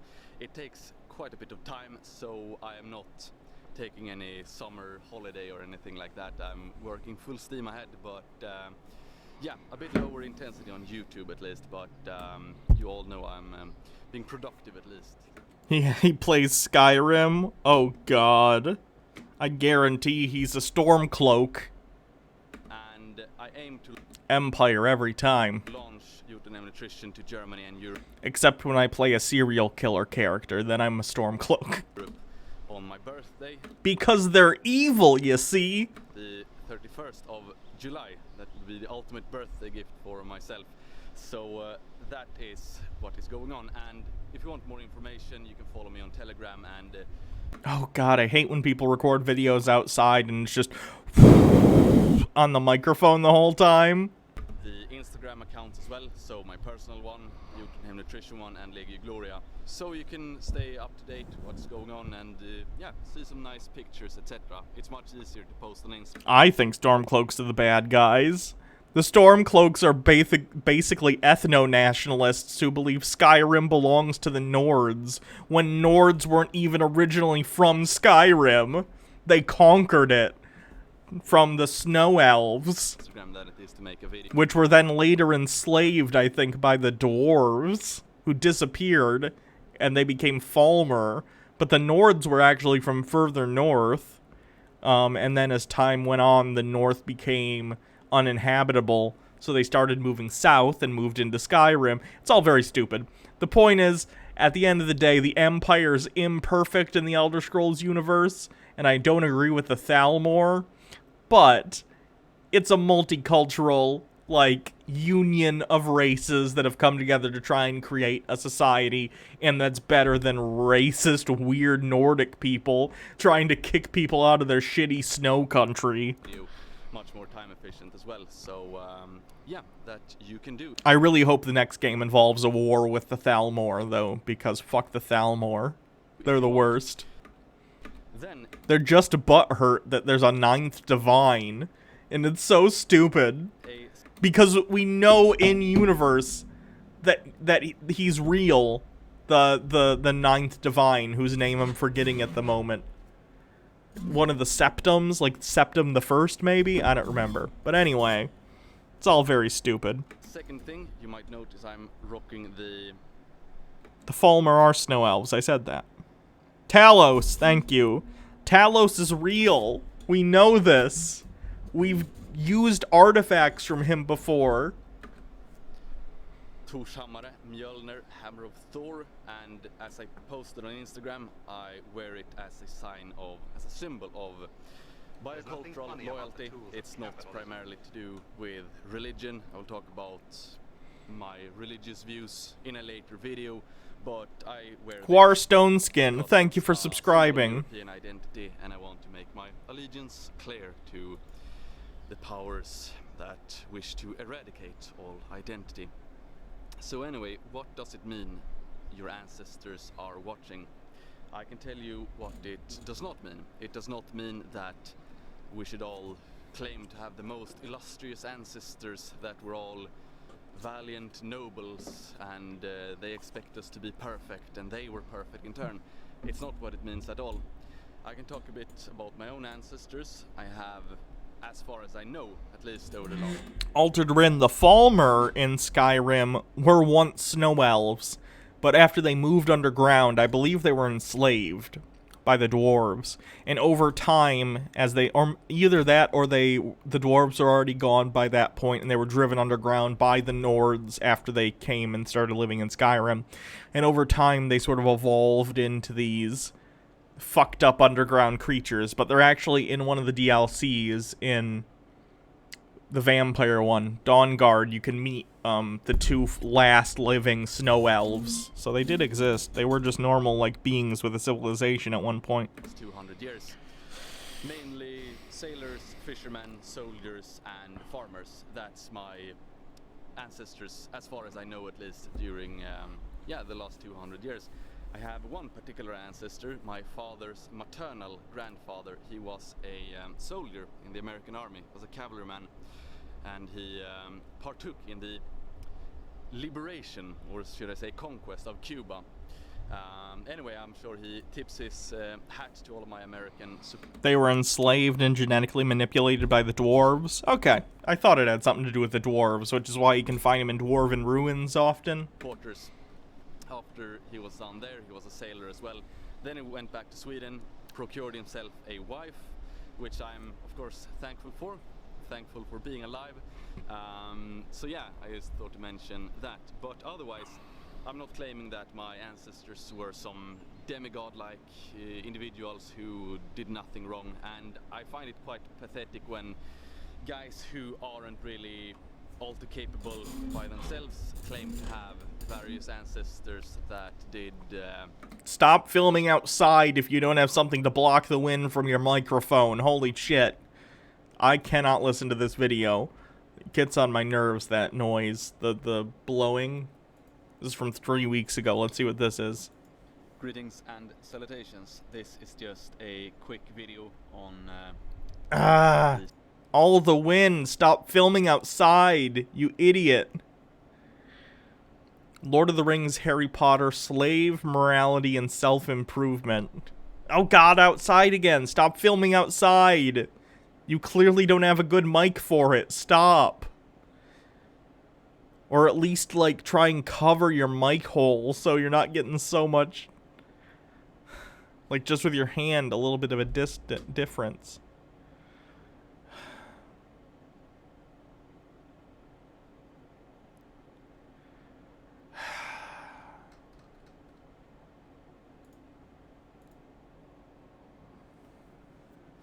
Doesn't help that he's blowing hot air, too. That's funny. Let's watch the why he hates porn video. Oh, God. This is all subjective. So, like, if you're into, like, muscly dudes, that's fine. Good for you. But this dude just looks gross to me. And his head looks too small for his body. It's kind of weird. There's nothing funny about the tools of capitalism. Today I want to tell you a little story from when I was... Random invite with 100 bits. Aren't the dwarves and TES underground elves that basically snapped their civilization and no one knows if they're gone or just descended? I don't think they're elves. I think they were their own thing. I don't know if they were... I think they were, like, distinct from both men and elves. Although maybe they were elves. I'm not super familiar with Elder Scrolls lore, but they did... perform an experiment and they all basically disappeared. I'm hoping at some point in the Elder Scrolls, one of the games is based around them returning.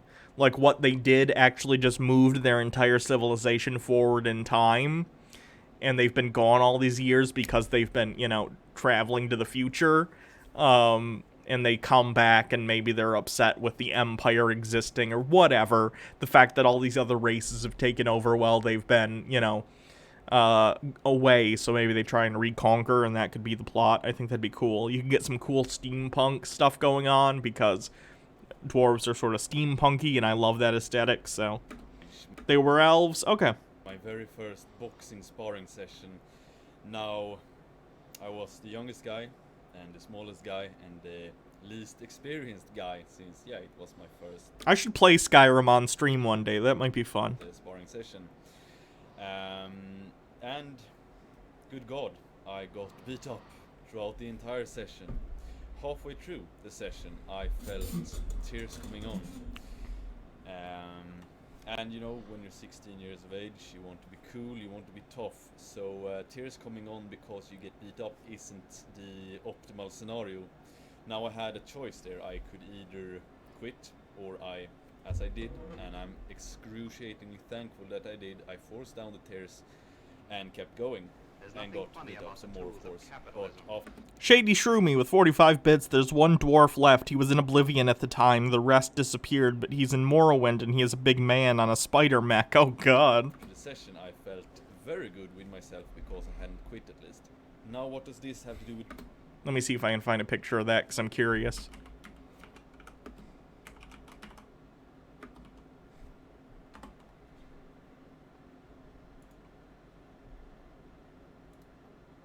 Okay. Yeah, Elfie. Oh god, I assume that's the guy you're talking about. Yeah, I'd like to see the elves come, or not the elves, the dwarves come back. That'd be cool. Although, fun fact, as far as I understand from the lore, even though they're called dwarves, they're only called that because that's what the giants called them. So they're like normal sized. It's just that relative to the giants, they were small. Could be wrong though, but this picture of him looks like, you know, normal human medium-sized creature. Porn, you ask? Yes, it will become clear. I will utilize an example of two lads, two young guys. They're both 22 years of age. One guy has accepted me as How's that? his Better? guiding light. The other one has not taken the glorious pill. And both of these guys are, Western guys. So they have been brought up with a culture and a school system that doesn't really teach them, how to conduct themselves as men. So they're clueless when it comes to women, as most young guys are. And let's be real here. I think all can agree, except for a few guys who are naturally talented with women. But like for most guys, are women complicated? Yeah. Are women hard to understand? Yeah. They're really not, though. As long as you recognize that women are like human beings, not really difficult to understand. It only gets complicated when you're like trying to ascribe all these foreign, like, oh, they're a completely different species than me, they want all these different things. Not really. They're a little different on the whole because women are socialized differently typically in the West than they are men, but they're pretty much just people. It's not that complicated. Are women hard to deal with? Pretty much just people. They are people. We are people. But what I'm saying is, we're basically the same. Yes, they are. So no question about that at all. But anyway, these two guys, they go on a date each.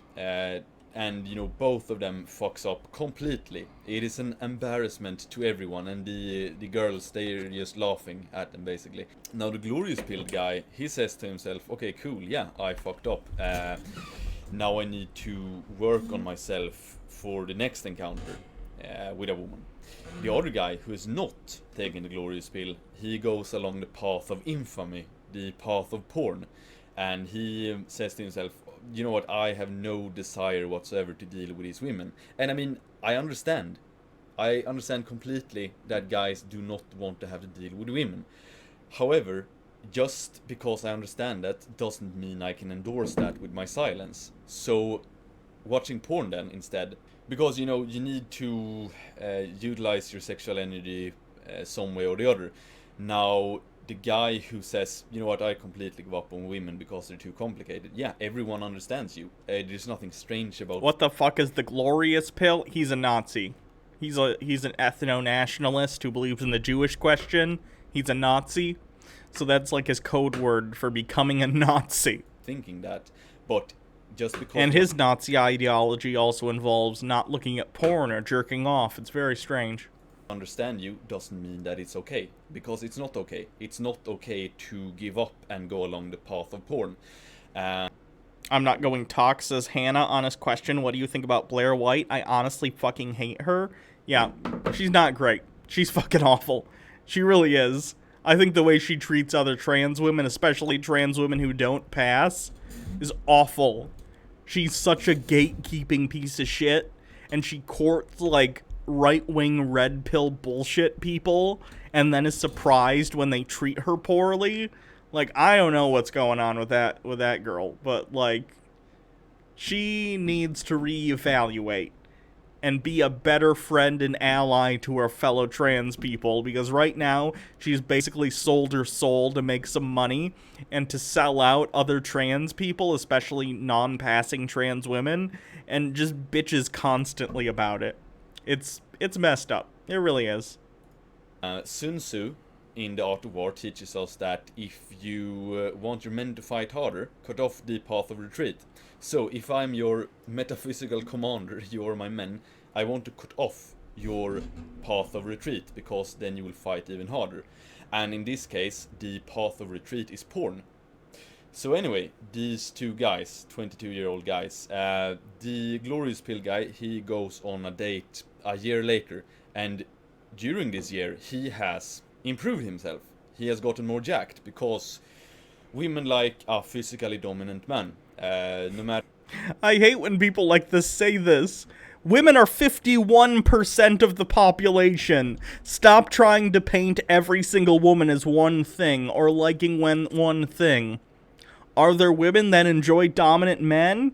Yes. Are there women who enjoy subservient men? Yes. Are there women who enjoy partners that they sort of share responsibility equal with, both in life and in the bedroom? Yes. Are there women who like other women? Yes. Stop trying to say 51% of the population is all one thing or another.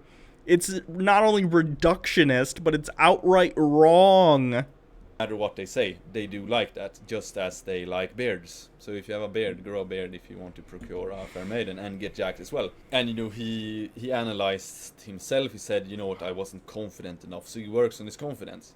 Then his second date, it doesn't go according to plan at all. It is a failure also, but it goes a bit better than the first date.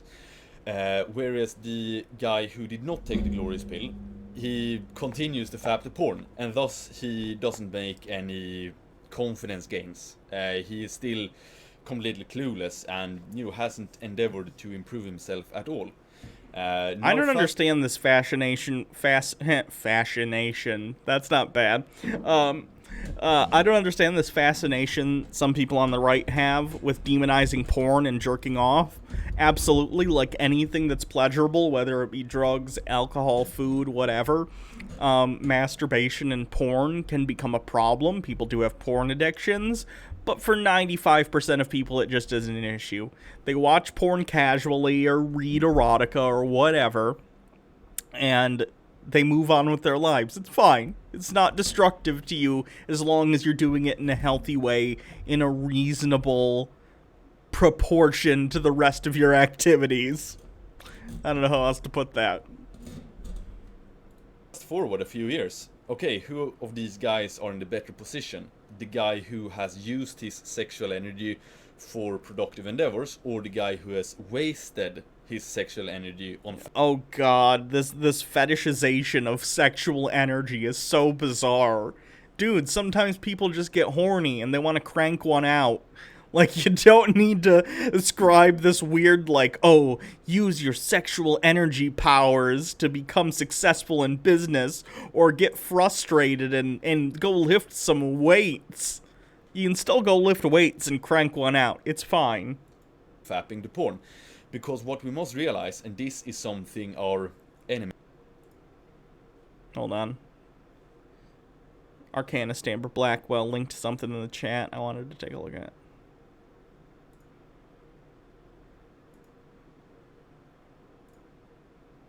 Oh god, Steven Crowder. Yeah, I guess we could watch that. I really don't like Steven Crowder, but fuck, do I like anyone we ever watch? Has realized a long time ago is that sexual energy is such an important and powerful force.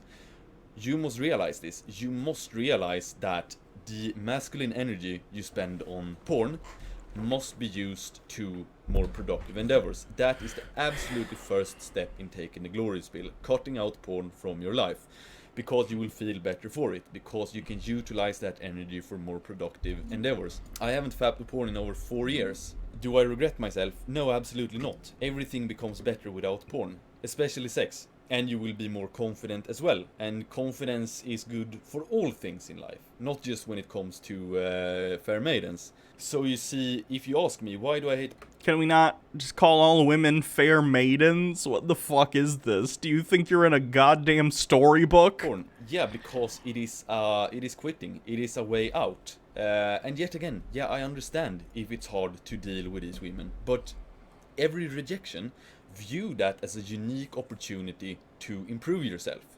So if you have a hard time with women because, yeah, you're a guy, you have high testosterone, you want to have some sort of intimacy, so it's only natural.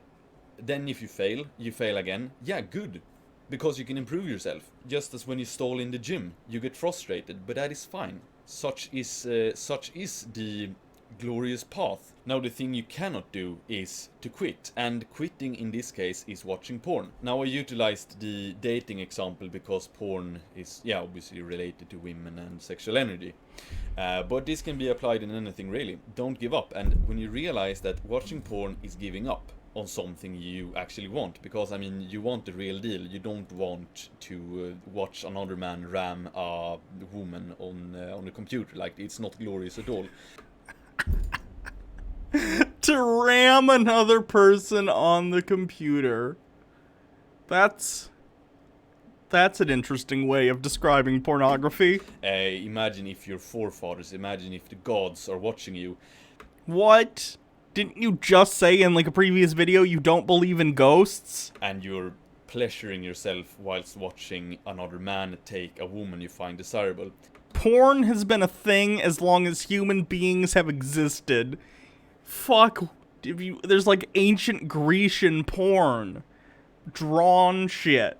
People like to jerk off. It's a universal truth. It is not very glorious at all. So then you have to... I'm not going Tox says I want to see a man ramming 30 men on my computer. Go do it then. utilize that energy into productive endeavors. So then you say, okay, Mirin, I'm gonna get... He did say gods. I wonder if he believes in the Norse gods. It sounds like a thing he'd believe in. so confident, so physically dominant that, you know, I can attract some sort of fair maiden. Instead of saying, you know what, I give up and just gonna watch porn. So that is basically why I hate porn. I've never been addicted to porn, but I know many guys have. And it can be hard, of course, to cut it out. I've made other porn videos, which you can check out. But for all younger guys, if you feel frustrated with women, good. It is absolutely natural that you do. And it's a lot to learn. No one is perfect. But do not give up. Do not take the easy way out of watching porn. But view it as an opportunity to improve yourself. To get better. So that in a few years or something, then you are in a very good position to procure a fair maiden. So if you're fat, if you're a fat guy, Crowder or Shapiro, that's like asking me if the diarrhea I had on Friday is better than the diarrhea I had today, right?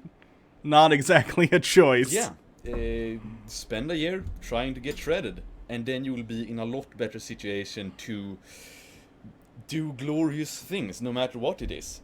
So instead of opting out for, yeah, the easy option, which in this case is porn, take the glorious pill, which is the harder but yeah, more epic road towards what you really... It is Friday. Whoops. It's Friday, Friday. Gotta get down on Friday. Here he is Yeah, this is a good one. dipping his webbed flippers into the pool of climate change with his signature Shapiro intellect. So let's say, for the sake of argument, that all of the water levels around the world rise by let's say 5 feet over the next 100 years, say 10 feet by the next 100 years, and it puts all the low-lying areas on the coast underwater, right? Which, let's say all of that happens. You think that people aren't going to just sell their homes and move?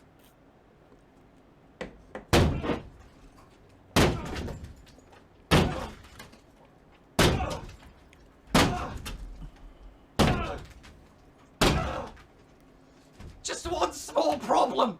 Sell their houses to who, Ben? Fucking Aquaman!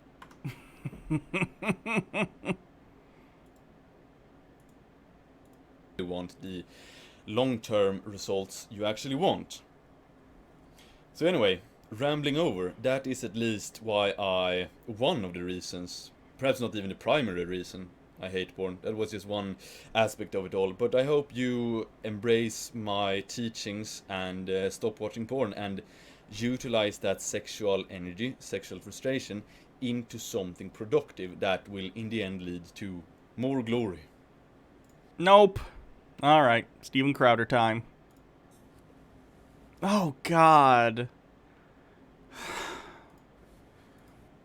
This is one of my least favorite personalities, by the way. This is like up there with people who like make weed their personality, where they just wear like weed like leaf t-shirts and hoodies and sweatpants constantly, and they just talk about weed all the time. This is up there with that. The people who are like, oh, look at all the alcohol I have. Look at all the whiskey. I'm sipping whiskey out of a whiskey glass with my whiskey stones. Like, nah. Oh, hello there. Allow me to express an unpopular opinion for a moment, if I may. Labor Day, as a national holiday, is a scam, and I hate it. Labor has fought for the right to have a 40-hour work week, for the weekend, when we had unions in this country, fought for making sure people weren't fired unnecessarily, making sure workers had health care, even though we're in a country that doesn't provide it to its citizens as a right, which is ridiculous. Fuck you. Labor is what makes this country work. Labor is how things get done. No, I'm not going to try and steal your get-out-of-work-free day. You can rest easy enjoying your barbecue and beer while your boss ultimately picks up the slack to keep your pay stubs coming in, all because some arbitrary holiday was marketed to celebrate the working class and you... What the fuck do you think the boss is doing at your work to try and keep up with what's going on? How, when employees who do the actual work leave, what do you think is happening at the work? You think the boss is there doing anything? No. What the fuck are you talking about? CEOs do not make companies run. The workers do. CEOs just skim profit off of their work and make millions. Fuck you, Steven Crowder. You now feel entitled to it. It's a poor excuse for picking a man's pocket every first Monday of September. Imagine unironically quoting Scrooge from A Christmas Carol and not realizing you're the bad guy. Seeing as I'm apparently the only one who knows that around here, allow me to explain my opinion. Now, Labor Day was created at a rare moment in history. Found the golden dude's pill? Hold on. I was a wimp before Anchor Arms. Now I'm a jerk and everybody loves me. So on now, wimp. Where unions actually served a purpose beyond bitching about six-figure benefit packages and determining which other members' tires they'd slash because of bullshit card check voting. The right talks shit about unions so fucking often when if it weren't for unions, you'd be working 7 days a week. Some people still are because unions and their power has crumbled in this country thanks to at-will employment.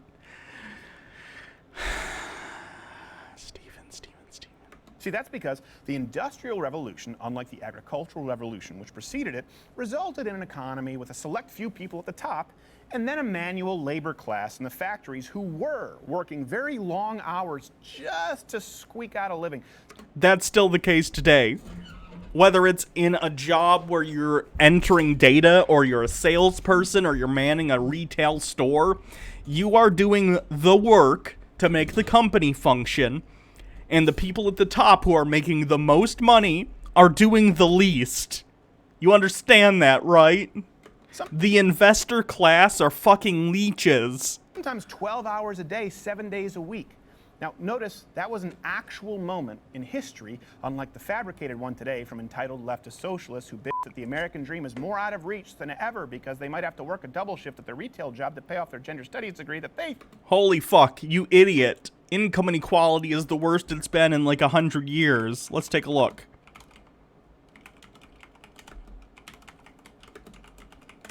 Income equality, United States. Let's look at some charts.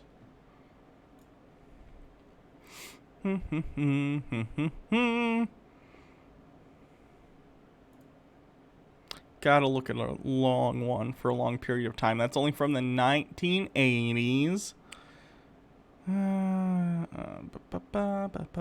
Economic equality. No, that's not what I want.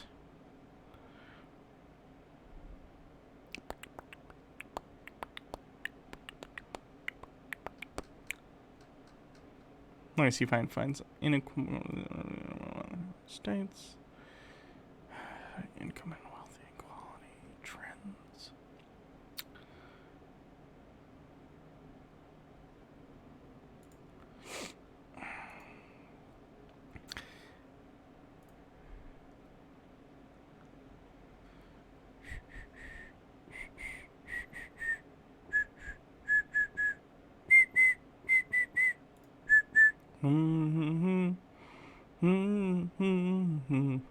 Income inequality in the United States is the extent to which income is distributed in an uneven manner amongst the American population. It has fluctuated considerably since measurements began around 1915, moving in an arc between peaks in the 1920s and 2000s with a 30-year period of relatively lower inequality between 1950 and 1980.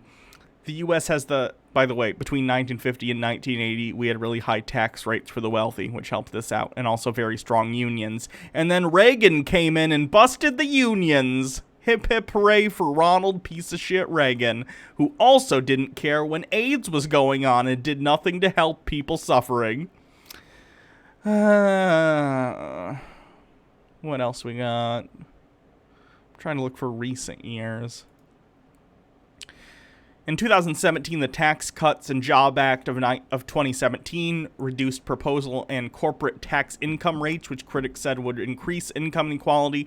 In 2018, and for the first time in U.S. history, U.S. billionaires paid a lower effective tax rate than the working class. A study found that the average effective tax rate paid by the richest 400 families is 23%. When America had its lowest income equality, it was 90%. It applied to only one person, John Rockefeller, but it is the case. And even then, the richest at the time were paying something like 70 on the highest income marginal tax bracket. A full percentage point lower than the 24.2% rate paid by the bottom half of American households. In September 2019, the Census Bureau reported that income inequality in the United States has reached its highest level in 50 years, and the GINI index increased from 48.2 in 2017 to 48.5 in 2018. In December 2019, CBO forecasts that inequality would increase between 2016 and 2021. The report had several conclusions. Before taxes and transfers, all income groups will see income growth, but the largest increases being for the highest and lowest quintiles. After taxes and transfers, that income growth is more skewed towards the higher income households. So basically, your boss is stealing from you.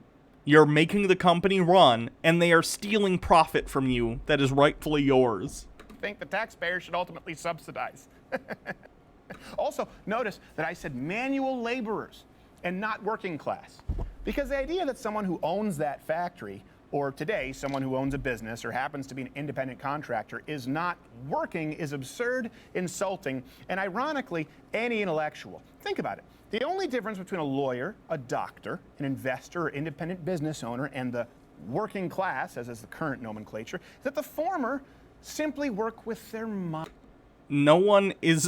Who the fuck are you talking to that's denigrating educated individuals working? No one. Labor Day is specifically about labor movements that often were based in manufacturing in the history of the United States, but that doesn't mean it's only about those people, right? Labor and the things that the unions fought for in the past benefited all workers, period. That's why it's called Labor Day. Minds instead of their bodies. Does that mean that their work is any less valuable? I thought the left had the corner on intelligentsia. Or does that only apply to modern humanities majors who posit theories and philosophies that needn't yield results in the real world? What are you talking about? The right are the people who shit-talk people with educations. What are you talking about? Hey. You literally were shitting on women's studies majors, which do, by the way, do fucking work, whether you think it's valuable or not. That just mirrors Marxism to a T. After all, what gives the working class or proletariats the rights to have the government violently seize businesses and means of production from others outside of the fact that the very cerebral work required to create it in the first place is simply not valued in a communist society? No. It's not cerebral work to inherit money from your parents and buy equipment and then hire people to run it and then sit back and watch the profit come in as you sit around and do nothing. That's being born on third base and pretending that you hit a home run. That's not intelligent work. It's taking advantage of the fact that you were born with a silver spoon in your mouth. While we're speaking of value, let's go back to the value of time. Again, today most Americans are horrified to learn that in the time of the Industrial Revolution, many people were working 12-hour days without breaks. Because in the age of today, the average 34-hour work week, who would ever consider putting themselves through that? And that's where we come full circle. Today, while you enjoy your melanoma and corn beer, there are still plenty of people who work those kinds of hours without the benefit of a labor union. Yeah. Because, oh my god, you idiot. average working hours went down, even in people who weren't in unions, because it became the standard because of unions who fought for it. The work of unions benefits even non-union employees because people will move to jobs with unions, and those unions benefit all. If unions get their pay raised in the marketplace, it becomes competitive for even a company that doesn't have unions to raise wages, so that the company with union wages that are probably higher don't leech employees off of their workforce, right? This is what unions are here for, to try and balance the scales between shitty capitalist assholes who want to take from the working class as much as possible and squeeze and wring them out for all of their labor while paying them as little in return. Unions come together and make the labor force say, hey, we can collectively decide, no, if you don't give us a fair deal, we're not going to work. And you know what happens when unions strike? The work stops, because they're the people doing the actual work. They're called business owners. You know, the people you'll inevitably find time to vilify today between your hot dog eating contest and waking up in a boozy puddle of your own filth on some stranger's lawn. Because while you were taking the day off to play drunken lawn darts, they were likely working to make sure that the lights are still on. Someone has to make sure that you can find your way when you tardily stumble in on Tuesday looking for the Alka-Seltzer. Listen. Enjoy your silly day off and have fun. My only point here is that Labor Day just highlights the gross mass generalizations that come from the left in the 21st century. Even though they accuse the right of being racist at every opportunity possible. When they're racist, which is often, it is they who exclusively separate and view people through the prism of sex, race, age, and yes, socioeconomic status. Yes, because we're not labeling people as this. We are recognizing that these things affect people in society, and we're trying to define and explain how that works, and then work together to benefit everyone with an understanding of how these things affect us. Okay?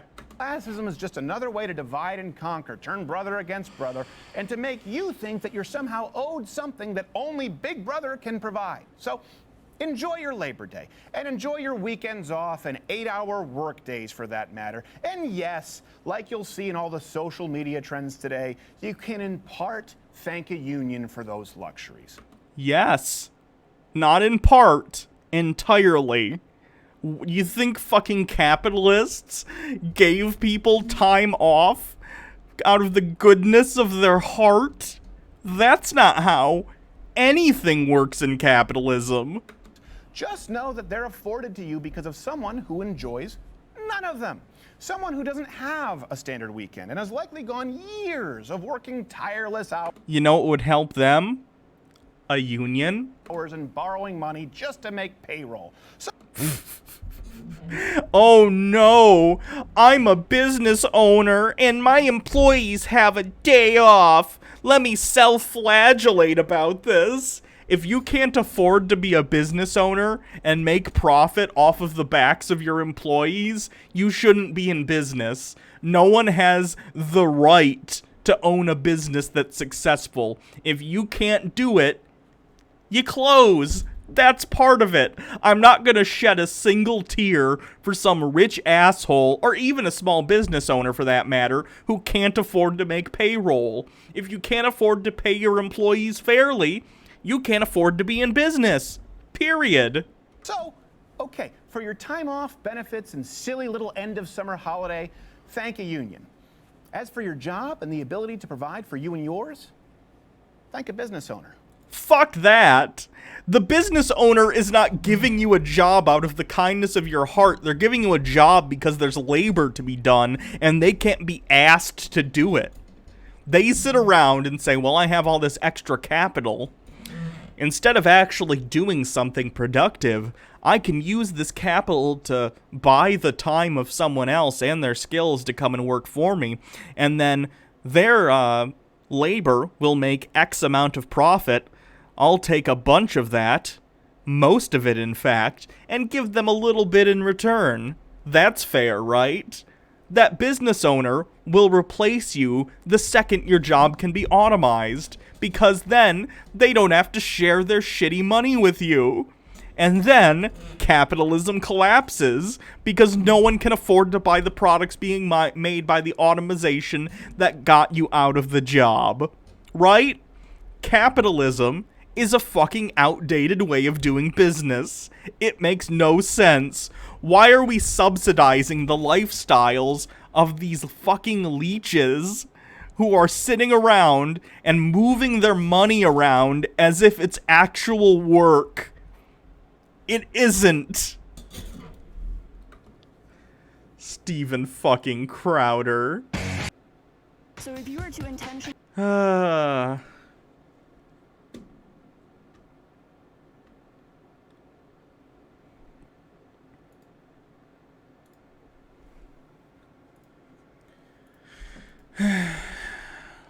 What else we got? Done with Coach Redpill. Quartering.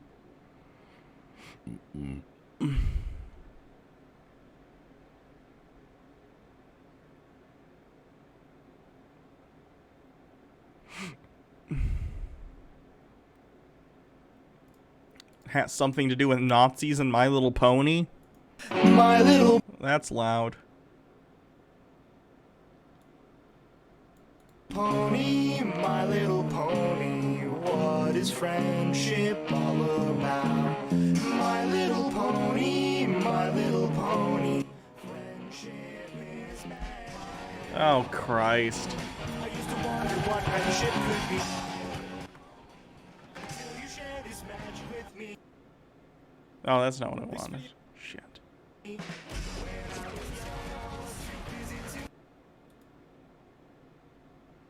Some bizarre headlines in 2020. 2020 is the year of parody becoming real life. But now it would appear, and this is a very real headline, My Little Pony fans are ready to admit they have a Nazi problem.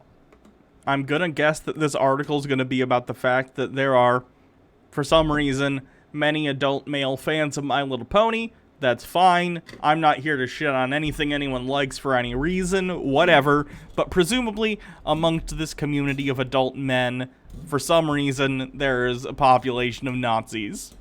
Okay? That might be a problem, Jeremy. What's your issue with this? Even a niche subcult built around magical cartoon horses are reckoning.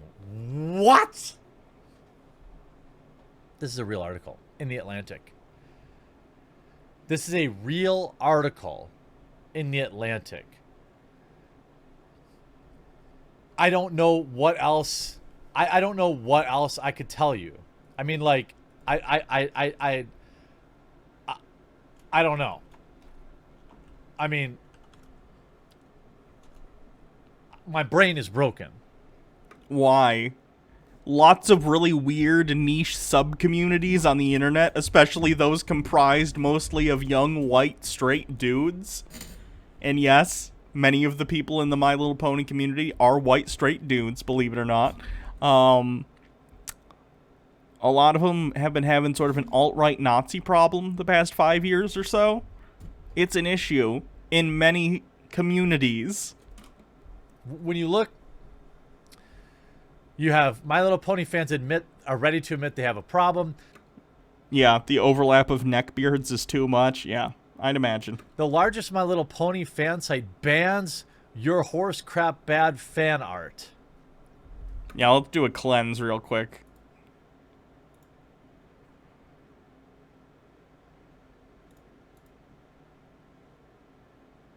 Slow motion. Is he gonna catch it?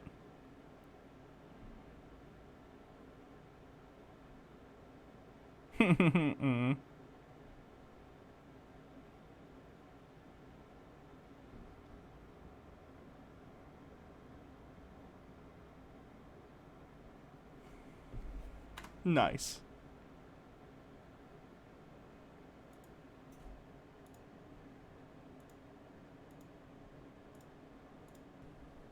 An online battle is raging between the bad guys from WWW2 and My Little Pony fans. What?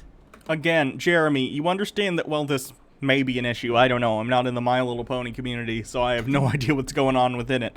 I imagine these articles, rather, are based on some element of truth, and they're probably being somewhat facetious in their titling and the way they're writing these because they are aware of how silly this sounds on the face of it. But when you think about it, considering that, yeah, within the My Little Pony community, unfortunately, when you think about it, and again, I'm not here to shit on people's likes and dislikes. If you like My Little Pony, more power to you. But typically when you think about My Little Pony adult male fans, you think of a sort of neckbeardy type of guy, who's socially awkward, whatever, and those are the exact kind of people that get courted by the alt-right Richard Spencer types. Okay? They prey on their insecurities and will use that to try and turn them into racist pieces of shit. And they often succeed. We've seen this time and time again in countless communities. So just the fact that it's within this My Little Pony community, it's a little humorous on the face of it, but it's not a ridiculous statement, really. And This 4chan, yeah. Insane. You know what's not insane? Parlor. This is not an ad read. I'm just doing this for free. Parlor is... Oh my god, I don't care about your right-wing Why do you Twitter think that bullshit. is significantly better?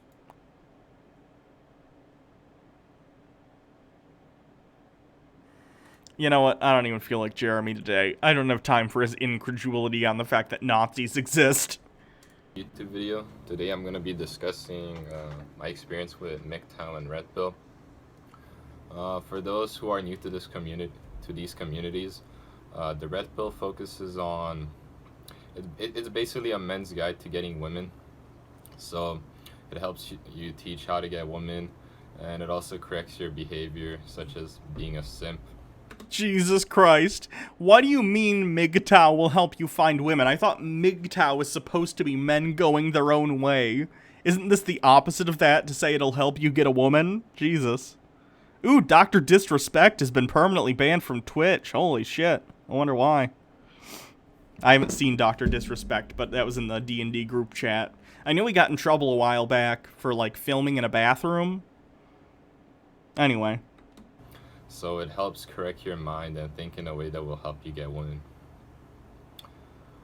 One thing I noticed that this community treats women kind of like sex objects in a way, because they focus around sleeping around, and the point of Redpill, you don't get in long-term relationships since it's not beneficial for you at all, and there's just nothing good for you that comes from a long-term relationship. Oh no, but so many good things can come from a long-term relationship if that's something you're seeking. It can companionship, kind of intimacy, whether sexual or otherwise, like just to be close to someone. The fact that you can have someone to trust and talk to in a way you might not with platonic friends, it's like a completely different thing. This poor guy, I feel bad for this guy, because he's not Jeremy, he's not Steven Crowder. This is just a poor kid who probably felt insecure and vulnerable, and based on his way of speaking here, he's not the most charismatic guy in the world, and that's fine, not everyone is. But, like, he got taken in by this grift, and I feel bad. MGTOW, although these terms get switched up a lot, MGTOW, it stands for men going their own way. And basically, this community is about the terrible things that happen to men in everyday world, and how a lot of times women help contribute to that, and it discusses the inequalities in the world. And overall, the message that it spreads is just to stay away from women, just do your own thing. See, if you're trying to figure out why you aren't having success with women or men or whatever that you're into, and if your end result is that you just don't want to engage with the discussion whatsoever, if you don't want to engage with the opposite sex or same sex, if it's the case that you are gay, it's not generally a good self-introspective thought process you've gone through. Because, like, this guy, he could probably have success with women if he wanted. It would help if he shaved the mustache, I think. It would help if he... I don't know. I don't know how old this guy is. I like silly things, too. Maybe he could take some of the magazine stuff off the wall. I don't know. That's a judgmental thing. I shouldn't say that. People can put whatever they want on the wall. But just bitching about women isn't going to help your situation, my guy. You should try and work on yourself, work on your confidence, work on your ability to just talk with other human beings and be confident. Just disengaging with romance whatsoever altogether is not going to solve your problems. Don't be caught up in relationships, or if you are, or make bi. sure that True. You don't spend too much time on women, so they don't believe in long-term relationships either, but they don't really promote sleeping around as much. Overall, both of these communities are insightful, but a problem with them is a lot of times the people who make the content. Info on the Dr. Disrespect ban. This is interesting. I want to take a look at this. Why was Dr. Disrespect banned from Twitch? It would appear that Dr. Disrespect has been banned once again from Twitch. Oh, has he been banned before and then unbanned somehow? The streamer band's Twitter account sent out a tweet advising the two-time had been banned once more. And if you go and visit his Twitch channel, you'll find that you are told that there's nothing to see there. Why has he been banned? At the moment, nobody knows why Dr. Disrespect has yet to say anything on his Twitter account regarding a ban, and Twitch has not made any statements either. We will be keeping this article updated with more blah, blah, blah, blah. Update. According to Rod Slasher Breslau, who does tend to know interesting bits of information in the gaming industry, the ban is permanent. Once again, there's no confirmation of this from either Twitch or Dr. Disrespect himself, and they say it is not a DMCA. Hasn't he been banned before? Yes. The Doc was banned in 2019 after an incident happened at E3 while live streaming from the event. Doc and his camera crew decided to film the bathrooms. This did not go down well with viewers, attendees, or event organizers, and all involved were removed from the event. Dr. Disrespect Baum was then banned from Twitch for the event. The streamer later apologized, saying they got caught up in the moment and simply didn't think about the consequences of what they were doing. He was banned for about 2 weeks at that time. Yeah, I don't know. If we find out more, maybe I'll talk about it because it's interesting. Especially in the Redpill community, you see a lot of pickup artists who claim that they know everything and they know how to get every single woman, but in reality, a lot of times they're not very good at getting women, and even if they get the woman, they're very shallow and they can't really take the relationship further than just like sleeping with them. And a lot of times they just do it for the money. Like a lot of people don't have your best interest in their hearts. See, and this guy's been told by a bunch of grifters that women are like these gold-digging sluts, and it's so sad that his view of women has been so poisoned by these awful people who lie to him to try and make it seem like, oh, you don't need to be with women, just be on your own, whatever. No, dude, most women, just like most dudes, are alright people. You just gotta get to know them. Stop, like, being so so sure that, like, you're doomed to be with an awful person. Just go out there and find someone, please. Or be okay with being alone, but don't, like, blame you being alone on 51% of the population. They just make these videos for the views, and it's just a paycheck to them. So to avoid that, I would recommend watching smaller channels, especially like ones who only have a couple of thousand subs, or just people in general. But once you see a YouTuber that you like, just switch up and then just start alright, enough with that poor guy. Says look up gay BDSM if you want a real red pill. I don't think I will. No, I think I'm good on that one. What kind of super chat is that? Look up gay BDSM if you want the final red pill. Oh, Nick Fuentes, stop. What's wrong with you? Like, stop with the music. Why is there so much music over it?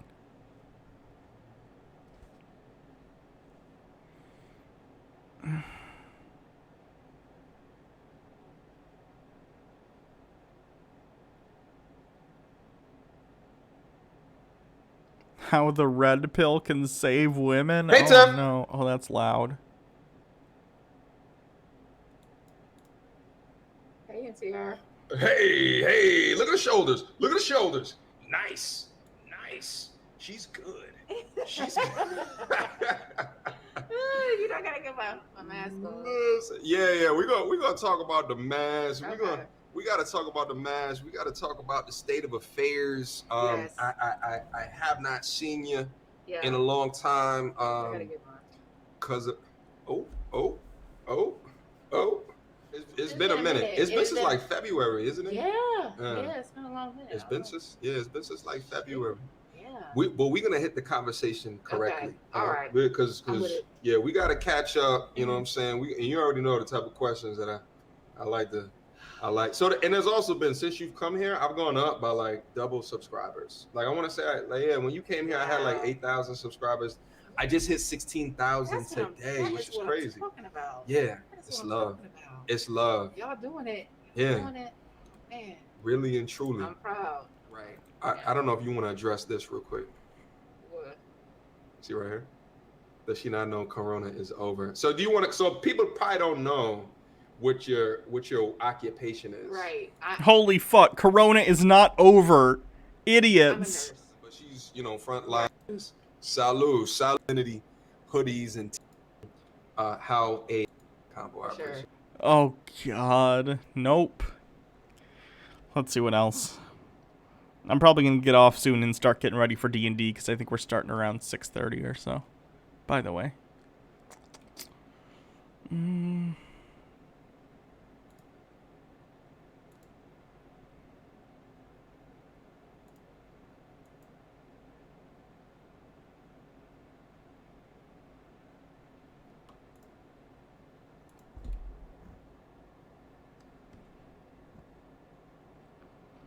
Did I see Jenna Marbles quit YouTube over 2012 videos?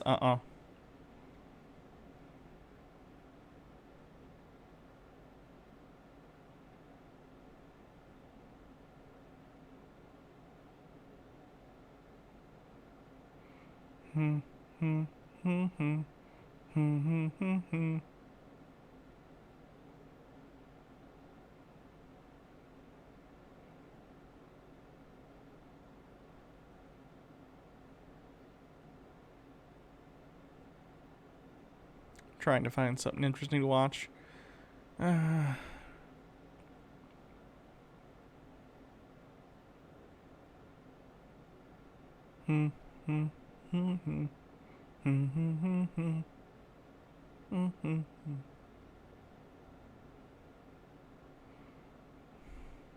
of his most popular videos.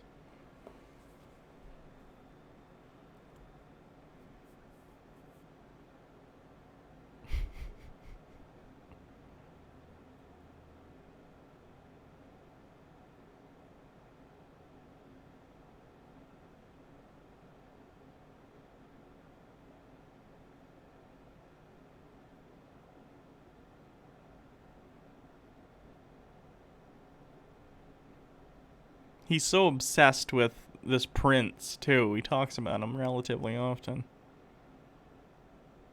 She always has a backup boyfriend. Oh, God.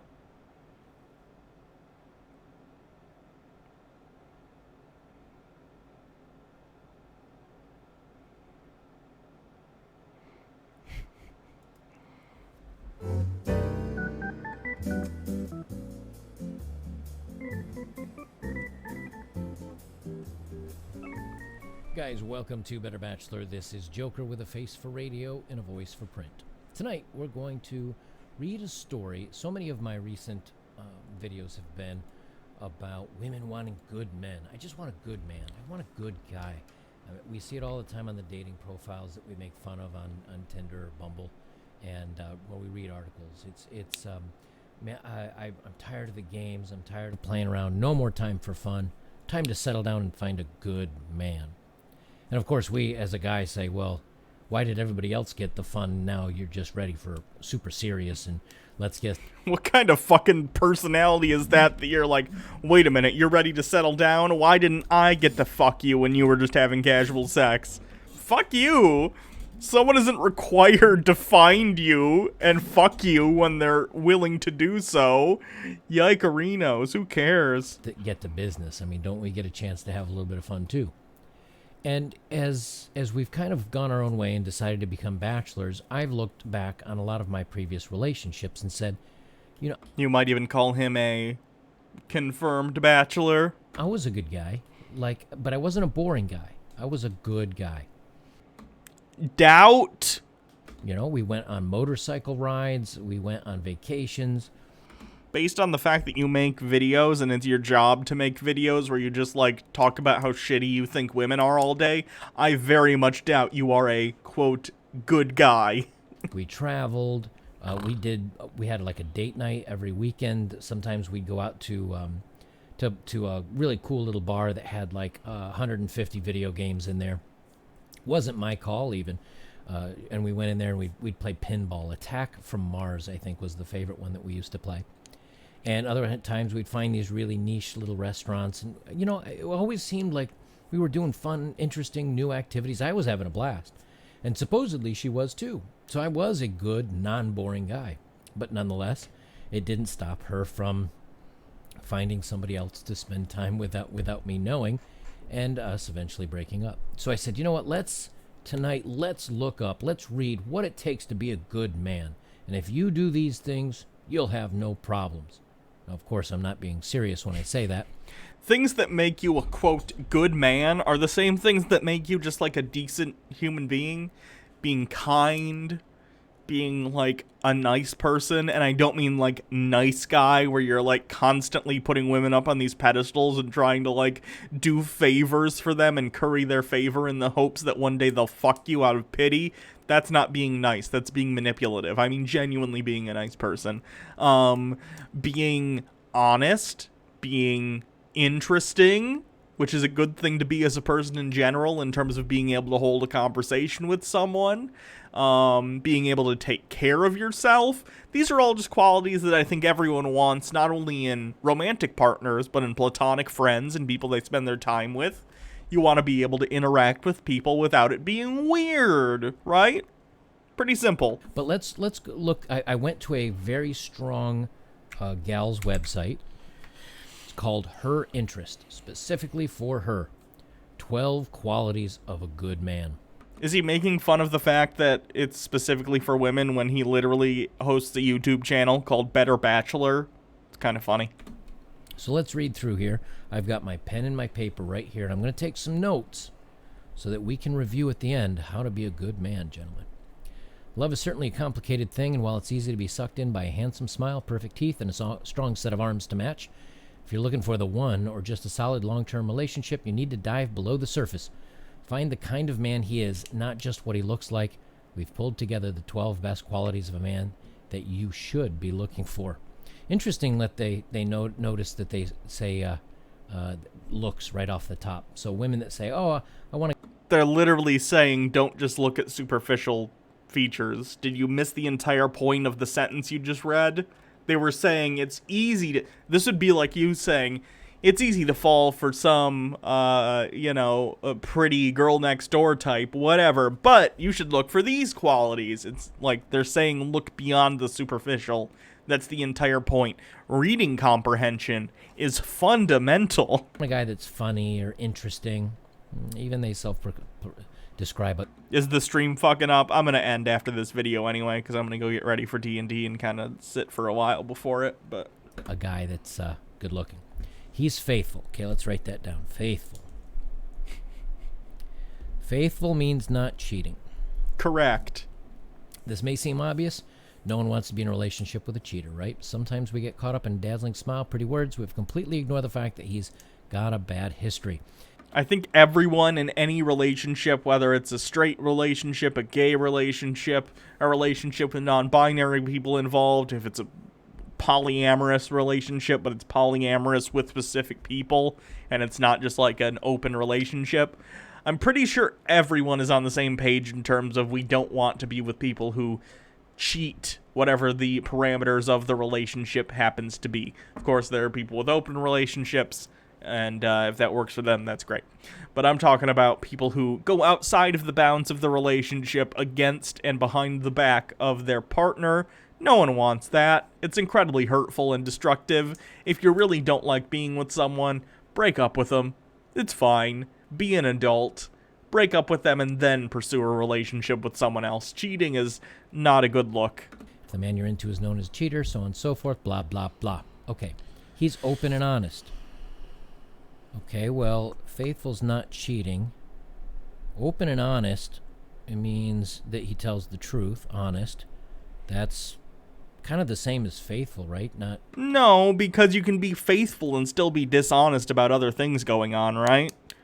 One might fall into the other. For instance, not cheating and being faithful might fall under the umbrella of open and honest, but not necessarily. You could cheat on someone and be honest with them about it. Open and honest is more about like, hey, share how you're feeling. Let's discuss things within the relationship that might be issues for us. Or if we're talking about positive things, be open and honest about like how you feel about the person. Tell them you like love them and that you care about them and like certain things that they do that you like. All these things are like positive. Not cheating. I'm curious how you're going to try and spin this as bad. I really am. Not being a liar.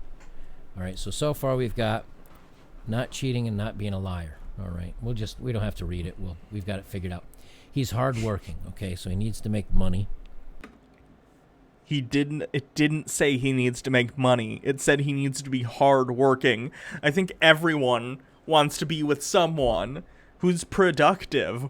They don't have to make money. You can care about someone and be in a relationship with someone who doesn't make a lot of money. Like, let's say someone, just as an example, who's like an artist. And maybe they put everything into this work. Maybe they whatever they do, whether they're a photographer or a painter or a whatever. They can work hard with their passion and not necessarily make a lot of money. You're conflating two things that are not necessarily directly comparable. Write that down. Money. No, it doesn't say money. You're intentionally misinterpreting what's being said. It's right here. Write down hardworking. Hardworking does not mean rich. And of course, that means he's got goals. He's got goals. Goals, happy, positive, hardworking guy. Okay, so we'll put money down again.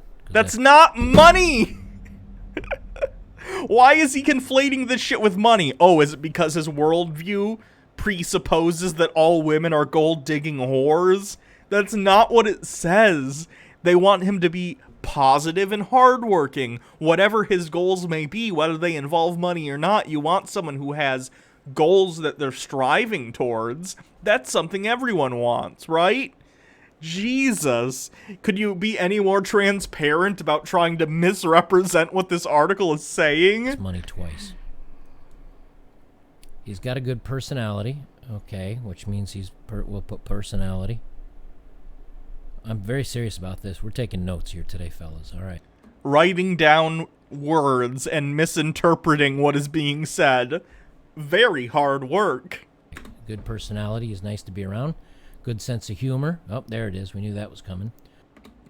What the fuck does that mean?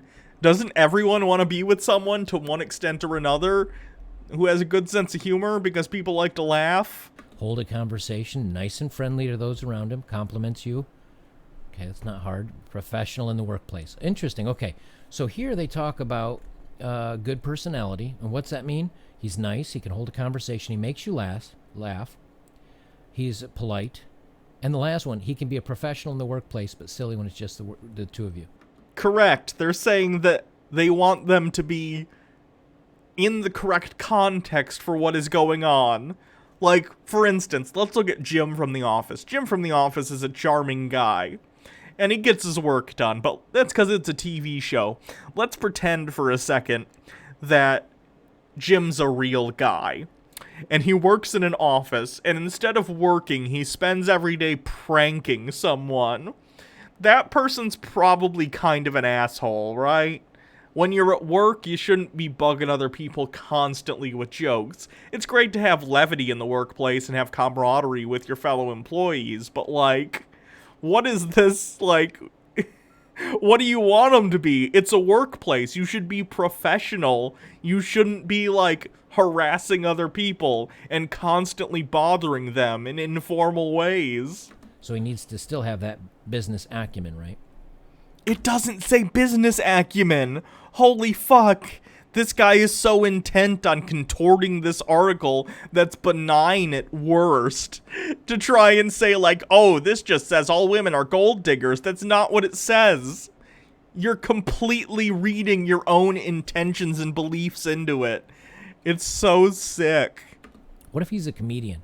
Maybe he shouldn't be professional in the workplace. Being professional for a comedian would be, A, not jerking off in front of people, like Louis C.K. or something like that, but being funny on stage. You can be professional within the context of your career. Just because professional might change definitions from place to place, although there's certain obvious, like, bottom line stuff, like not harassing people, not being, like, again, Louis C.K. trying to jerk off in front of people, not being a jerk to others. That's basically what they're talking about here. He's trusting. So that means he trusts you. Okay, but that's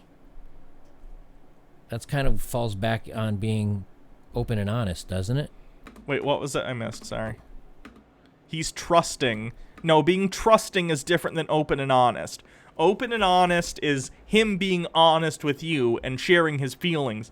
Being trusting is him not being a super insanely jealous weirdo who gets mad if you're, like, talking to anyone with a penis around you, right? There are dudes like that who are incredibly controlling of their girlfriends, and they get insanely jealous in the most benign circumstances where they're interacting with men on a daily basis, where you do, for work or out in the world, whatever. That's a thing. The fact that you don't understand that, but you're supposedly giving advice to young men about how to date, speaks volumes about your ineptitude in terms of understanding women. Okay, but that's kind of falls back on being open and honest, doesn't it? No, it doesn't. Trusting is trusting your partner, right? And believing your partner when they say things to you. Open and honest is being open about how you feel. Do you not understand what words mean? So that he trusts you? I don't know. That doesn't really sound like a quality about him. That's more about you, I'd think. No! This is your fucking problem, guy! You think that... I can tell you're not a very trusting person. The fact that you think that it's on you in order to make someone else trust you. Trust is something in a relationship you should have from the outset. Now, if someone breaks that trust and cheats on you, A, the relationship should probably be over. Because people who cheat, that shit doesn't go away. But secondly, until someone gives you a reason not to trust them, why wouldn't you trust them? That's where it comes in. You shouldn't be a jealous person who off the bat doesn't trust the person you're with.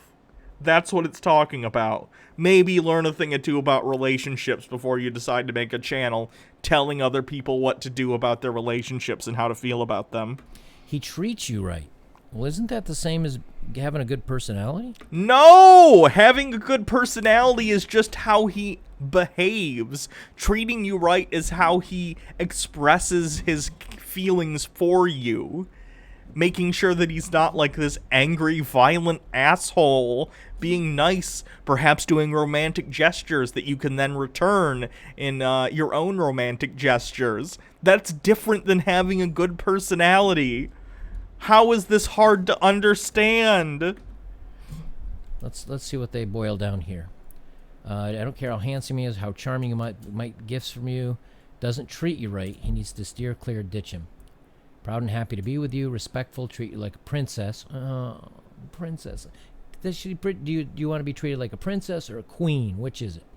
Shower you with love and make you feel like the special woman that you are. Period. So basically, you just want him to bow down. Okay, so That is not what they said. Literally, in another video I watched of this fucking Joker, haha, good name, the other day, he was talking about how he feels in every situation women should do whatever their husband or boyfriend says.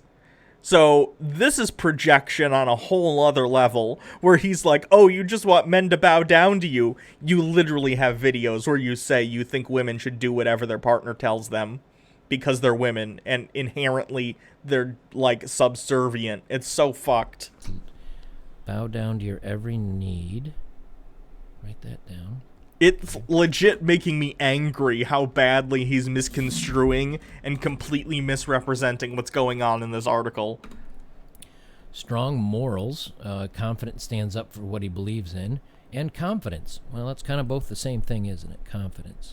No. Morals are different than confidence. What does it say about you that you think being confident is the only moral you should have? Jesus. All right, so he's got to be confident. He's got to bow down to you. That's not what they said. Personality, money, not lie, not money, hardworking. These are different. Not cheat. Okay. He's mature. Well, that goes back to being confident and having personality, doesn't it? No, it doesn't, because you can be confident and act like a fucking 14-year-old boy. Trust me, I've seen plenty of them. Being mature is being mature, which is why it's a different word than having confidence. He's mature. Well, that goes back to being confident and having personality, doesn't it? He takes the initiative. I think we women agree nothing better than a man coming to our door with a rope. I don't necessarily agree with this. It's 2020, people. Yes, current year argument, unironically. People, whoever wants to take initiative in the relationship should do so. It's fine. Who cares? Rose in hand. Telling fanciest dress, take you out on a night on the town in one of the fanciest spots. All right, let me just put money here again. That's not what... Because she wants romantic gestures and nights on the town, and he believes in family. Okay, so that looks like it there. Looks like we can maybe start summing things up here. Do you get my point where I'm going with this, right? Yeah, so you're going to completely misconstrue what was said in this article and use it as a straw man to paint women as gold-digging whores. I know what you do. I know. They want you to not cheat, number one. That's to be honest. Okay. I did that. I think many of you did that in your relationship, so we're good on that count. Not lie. I was there. I didn't lie. I was honest, faithful. Yep. Doubt. I did have a pretty decent job, and like I said, we went out and did activities all the time. I paid for the majority of the time. Again, it's not about money. It's about working and having dedication for whatever you're striving towards, whether your goals be towards your career or towards your passion or whatever. Because I was still living in that blue pill world. And money and... Not money. Hard work. I took her out on the town. That's money. I didn't shower her with gifts because I'm not an idiot. But I do have a good personality. That's a brilliant back-to-back phrasing. I didn't shower her with gifts because I'm not an idiot, and I have a great personality.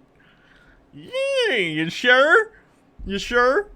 And I did have confidence, and I still have confidence. So, you definitely have confidence. That is true. Confidence can be a great and helpful tool. It's a good way to present yourself in a way that allows people to listen to what you have to say. It's fantastic. I try and do it every day in terms of this. Occasionally throwing some self-degradation in there for levity's sake. But I'd like to think whether or not you like me as a person, at minimum I come off as somewhat confident, right? I'd like to think I come off as confident. But confidence is different than being right. You could be confident and be very wrong. You could be confident and be an asshole. Look at Donald Trump. Incredibly confident. Confident to a level of fucking narcissism. But that guy's an idiot, right? Confidence is only good when it bolsters your personality that is already beneficial, right? Confidence in someone who's kind and caring and genuinely gives a shit about the people around them, that's a wonderful thing. that's a great thing. But if you're confident and you're an asshole, then that confidence is only going to serve to amplify that assholery, right? Confidence can be good, but it depends upon what you do with it. What's interesting, though, is if you look through here and they talk about a good guy, well, let's talk about the player, right? The guy that's still out there, that's casually dating, that's the bad boy. Is he confident? Yep, I've got my notes right here. I'm literally reading off of them. I wrote them on the back of a coupon here. Is he confident? Yep, he's confident. Does he have money? Yeah, he usually has money. He might even spend a little bit on it. Does he shower you with gifts? No. They didn't say shower them with gifts. Does he have a good personality? Yes. Usually they're very charismatic, outgoing, funny. Is he open and honest? Yes. But doesn't mean he's telling you the truth. He just tells you what you want to hear. What do you think open and honest means? Did you entirely miss the definition of honest? It's telling you the truth. Telling someone what they want to hear is not honest. It's not open. That's lying. It's the opposite of the thing that we're talking about. And the faithful thing, well, you never find out because you don't end up dating long enough. All these lists here really don't boil down to anything, do they? They really don't. 3 are concerned with work, how successful he is, and how much money he makes. 1 is how confident he is and that he has a good personality. Another is he doesn't cheat and he doesn't lie. There are so many men that fit in that category. I'd bet to say that were you to get the right guy at the right time when he's done kind of playing the market, if he's been out there doing his single thing, he's kind of done playing the market, and he's ready to settle down, I would say 80 to 90% of men are these guys, with 2 exceptions. I'd say something like 70%, but again, that's a bullshit number pulled out of my ass, just like the one he has. I think the biggest issue a lot of men have on this list is maturity. A lot of men, because, and don't take this the wrong way, this is a complete generalization, and it's just the viewpoint I have. Many men are challenged so little within society, for their behavior when it comes to being young and getting away with doing stuff, because men are told, like, oh, boys will be boys, that they never learn to grow up and mature in the same way women do. Many, not all men, of course, but a decent portion. A lot of the population of this country never fucking learned to mature, both men and women, but I think it's a bigger problem with men. And it ain't great. It ain't great, let me tell you. Can you guess what they are? Number 1, money. Remember, he has to be more successful than she is. Women do not date down. They only date up, right? So they've got to be more successful. That's not true, or what the article said. At least equally educated, if not better educated. Now, that, in truth, has really nothing to do with it. Like I said, you can go out and get certifications, go straight from high school, get a couple of certs in and I'm using networking engineering because that's what I did, so I can speak to that. But you can take an apprenticeship as a welder. You can go out and get different manufacturing jobs that start at $60,000, $80,000 and up. That's more than some of these, studies-ism degrees. Shitting on the educated. Another great personality quality from Joker. Come out of a college, but because you don't have that college degree behind your name, they look down upon you, even though you could actually be much smarter. I mean, I think Steve Jobs did not finish college, if I remember correctly. Bill Gates did not finish college, if I remember correctly. Okay, but they were both, like, really intelligent, and also, like, Bill Gates' parents were wealthy, right? Like, so he was able to leave college. I don't know about Steve Jobs' parentage, but I know they were both around the same area. Those are the only 2 big names that I know off the top of my head. But if you just search for very successful businessmen that didn't even attend college or finish college, there are a lot of them. And a lot of them, and by a lot I mean most of them, had rich parents who gave them jobs high up in the company because upward mobility from a working class position is nearly impossible nowadays. But they have good business acumen and they made lots of money.